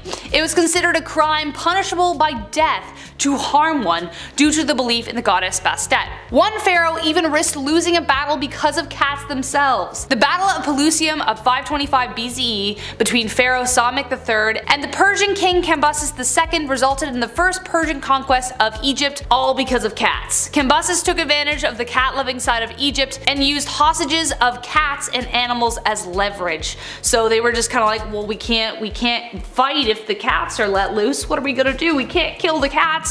And that's how they lost that battle. Number 5. Honey-coated. Who here hates bugs bothering them in the summer? Unless they're a bumblebee, because we love bumblebees here, right guys? But me too. No one likes the buzzing of bloodsuckers nipping at your skin while you're chilling out on the beach or barbecue. Well, guess what? Egyptian pharaohs hated it too, except they didn't have bug spray. So what did they do? Well, you know the phrase, you can catch more flies with honey than vinegar? Well, they took that literally. Conveniently, they had servants around them at all times, so to help with the bug problem, they covered them with honey so as to distract the bees and the bugs. So as the pharaohs lounged on the sand or wherever they were, their dutiful servants took on the job of taking on the bug bites. King Pepi, for instance, had a dedicated slave in his entourage who endured it every day, poor guy. It was so effective that he had one designated in each room. Poor guys. Number 4. Assassins. This wasn't necessarily something that he did, but something that happened to him that was pretty messed up. As you can guess from the title, it involved assassins. Ramses III had a lot on his plate during his reign. There were this group of seafarers trying to destroy everyone, the tomb builders did their first labor strike over wage delays, I get you, the economy was deteriorating, weather was devastating food production, things were corrupt as hell, and on top of all this, his secondary wife Ta hated his guts. She, along with a dozen members of his harem, the head of the treasury, a military captain, a butler, the butler did it, and the chief royal chamberlain, hatched an assassination plot. In 2012, researchers used a high-powered CT scanner on Ramses' mummy and saw a massive throat gash covered by an amulet said to have healing powers. The researchers summarized that an assassin cut through Ramses' esophagus and trachea, killing him practically instantly because he probably would have just let out that fast. Some other research suggests that this happened before the other assassination plot unraveled, but either way, not a good way to go. Number 3. Till death do us part. Remember that thing I mentioned at the beginning? Well, if you were a servant to a pharaoh in ancient Egypt, you were hoping that your dude lived a long time, because once they bite the dust, so did you. Now keep in mind, ancient Egyptians believed strongly in the afterlife, so when you died, you didn't just disappear, you literally just traveled to another world. That's the whole idea behind religion anyway. The discovery team organized by NYU, Yale, and the University of Pennsylvania discovered macabre evidence of this tradition. While excavating the mortuary ritual site of Pharaoh Aha, they found 6 graves not far from his tomb. They were skeletons of court officials, servants, artisans who appear to have been sacrificed to serve the pharaoh in the afterlife. Aha's successor, Djir, had more than 200, which are also presumed to be sacrificial burials as well. Number 2, marrying your siblings. Again, remember the thing I mentioned before and now I'm actually getting to it? I promised, and here we are. Not so long ago, it was normal to court your very own cousin, but today that would be considered a very large taboo. I'm not gonna lie, it gives me the skippies, okay? I don't like imagining even marrying any of my cousins, that's weird to me. But the ancient Egyptians took things even farther, or should I say brought it closer, by marrying their very own siblings. Hey, that's one way to guarantee that the line will stay in the family. But knowing what we know about the genetic pool being too close and the complications that can arise, there's things that can go wrong. But nevertheless, it happened. DNA testing from King Tut's corpse revealed that he was a product of a union between 2 siblings. Pharaohs believed that they were descended from the gods.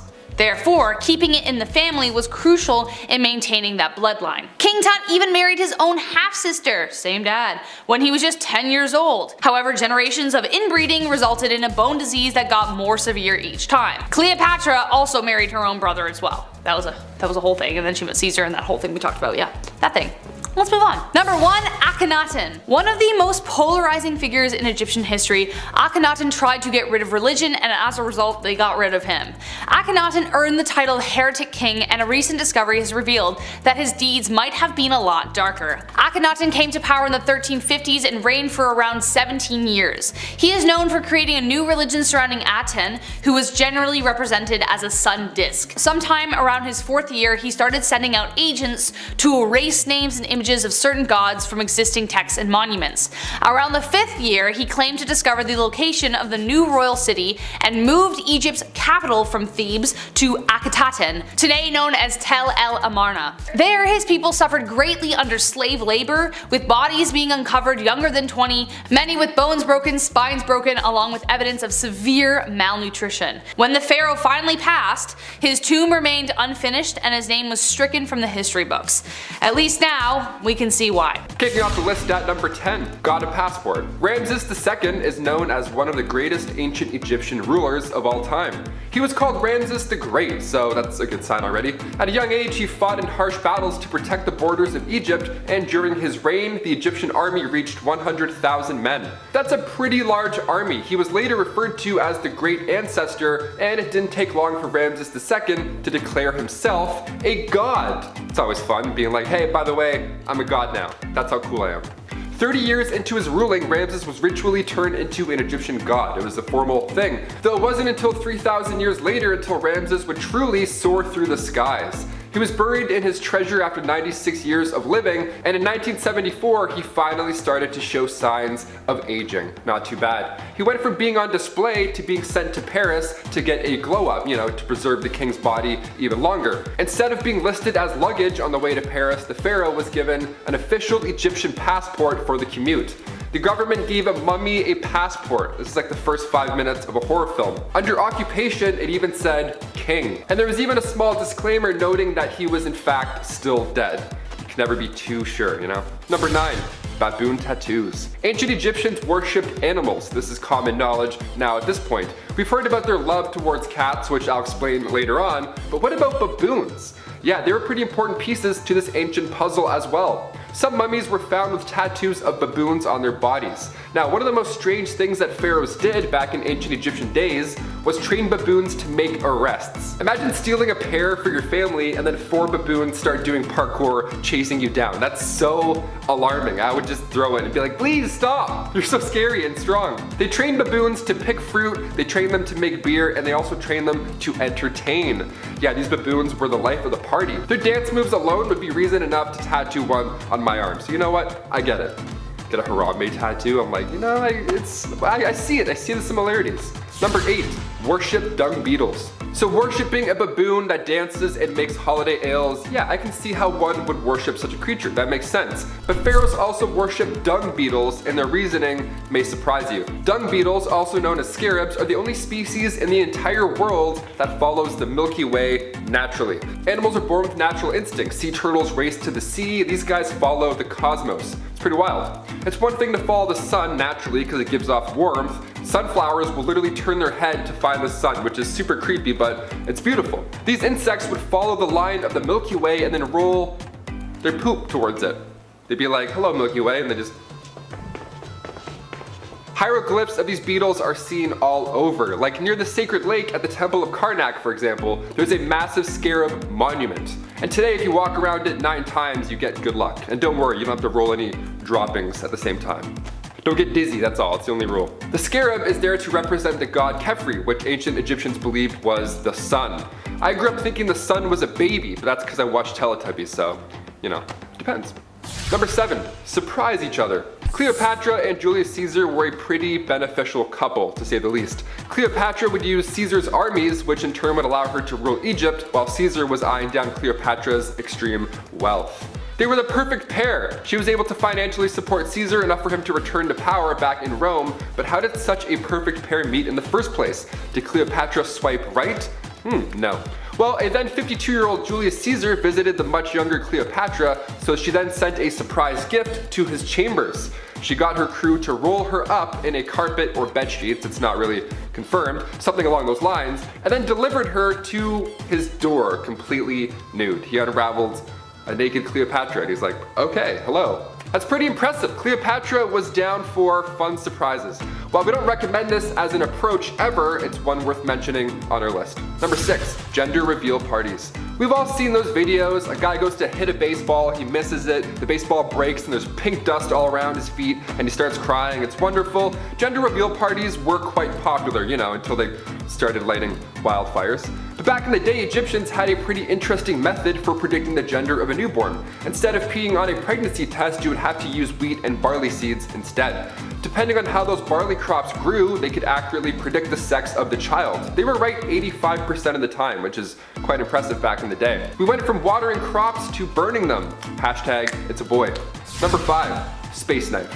Only a few years after King Tut's tomb was discovered in the Valley of the Kings, archaeologist Howard Carter found 2 daggers that were buried with the king. Now, like I mentioned earlier, it's not uncommon to be buried with your treasure or belongings. It's why ancient Egyptians would build these tombs in a certain way, so grave robbers can't just sneak in after you pass away and then take all of your goodies. So 2 daggers were found with King Tut, one made of iron and the other with gold. Now, with iron being more rare than gold during the Bronze Age, this was quite a big deal. With recent advancements in technology, we're able to use a technique called portable X-ray fluorescent spectrometry, and according to the journal Meteorites and Planetary Science, the blade is actually made of iron, nickel, and cobalt, suggesting that its material is that of extraterrestrial origin. A blade fell from the sky and now a king has it. That's pretty insane. Also, aliens? Just saying. Number 4, KV55. Also located in the Valley of the Kings in Egypt, Tomb 55, otherwise known as KV55, was found by Edward Arton back in 1907. It was discovered right next to King Tut's tomb, and the reason that we call this tomb by a number rather than a name is because we really don't know for sure who's inside. Even the walls of the tombs inside, they aren't covered with beautiful hieroglyphs to tip us off on their history or their ruling, it's just bare. The only hint as to who is buried remains on the walls. It's one hieroglyph that remains, and it was discovered also in 1907, and it translates simply to, "The evil one shall not live again." That's very scary. That's definitely scarier than Greg was here. I don't know. Even massive stones were built and set up in order to prevent anything from getting out, whereas usually with ancient tombs it's the opposite, so that's pretty scary. The description for those inside the tomb has also been destroyed, so we have really no idea who's in KV55 or what. Number 3, ancient Photoshop. When we look back at ancient artwork, we see these kings and queens and they look athletic. They look to be in great shape when in reality, these pharaohs were probably quite obese. I mean, think about it. If you slam wine and bread all day and you have baboons dancing around, plus a little dab of honey every, 8 minutes, yeah, you're gonna gain some weight. Many of these ancient pharaohs had diabetes, and Queen Hatshepsut, who was alive during the 15th century BC, her sarcophagus shows her as slim and strong, but historians all agree that she was out of shape and extremely unhealthy. Honestly, I would do the exact same if I was there back then. She was ahead of her time. If somebody made a statue for me, I'd be like, yeah, give it an 8-pack, make him extremely jacked and 7'2". Can we do that? Sure, no one's gonna ask questions. I'm Dwayne "The Rock" Johnston, just write it down, please. Number 2, worshipped cats. I am allergic to cats, but I still love them. I still pet them. I ruin my entire night just to get my face right there next to their cute little furry face. But ancient Egyptians, like I said earlier, really loved cats. They respected them, they worshipped them. Even though at the time dogs were respected for being hunters, cats were still considered magical creatures. So if there's ever a cat versus dog argument going on your end of the screen, cats win. I'm allergic and I'm still saying cats win. That's huge. If you had a cat, it means you had good luck. When cats passed away, they too were mummified back in the day. You would think that alone was plenty of respect, but ancient Egyptians and pharaohs went a step further. After their cat died, they would shave their eyebrows off and then mourn until they grew back. That's like 3.5 months of cat depression. That's wild. Next time your friend tells you that their cat passed away, tell them that if they really love them, they'll shave their eyebrows off and then see what they say. Also, you don't have to make your friends shave their eyebrows. Let's leave this one in the past. That's fun. Just be sad with eyebrows. Be like, Number 1, fight a hippo. Egypt's first pharaoh, Menes, although we know next to nothing about his history, there is something there that has historians scratching their heads to this day. At his early time, the pharaoh was setting out to unite all of Egypt under his rule. The time that he ruled as well is considered a rather peaceful time when comparing it to years later. We know that he was well respected, and we also know that after his 63 years of peaceful ruling, he was stomped to death by a hippo. That's horrible. It's a horrible way to go out. He was an elderly ruler at that time. He was surrounded by guards, and somehow a hippo got all the way to his chambers. A hippo, and then ended the pharaoh's life. Some suggest that the reason there's nothing written about this pharaoh's tragic, horrible demise is because it's possible that the hippo was his pet. This is why you don't try and tame a beast as a pet. Perhaps this was an early similar situation as the Siegfried and Roy tiger attack. Just stick to smaller magical cats. They're much safer. They won't stomp you to death. Oh my god, it's horrible. Guys, those are just 10 of the many mysterious things ancient Egyptian pharaohs did, from worshipping Milky Way dung beetles to showing up naked at somebody's front door. Those times were pretty wild.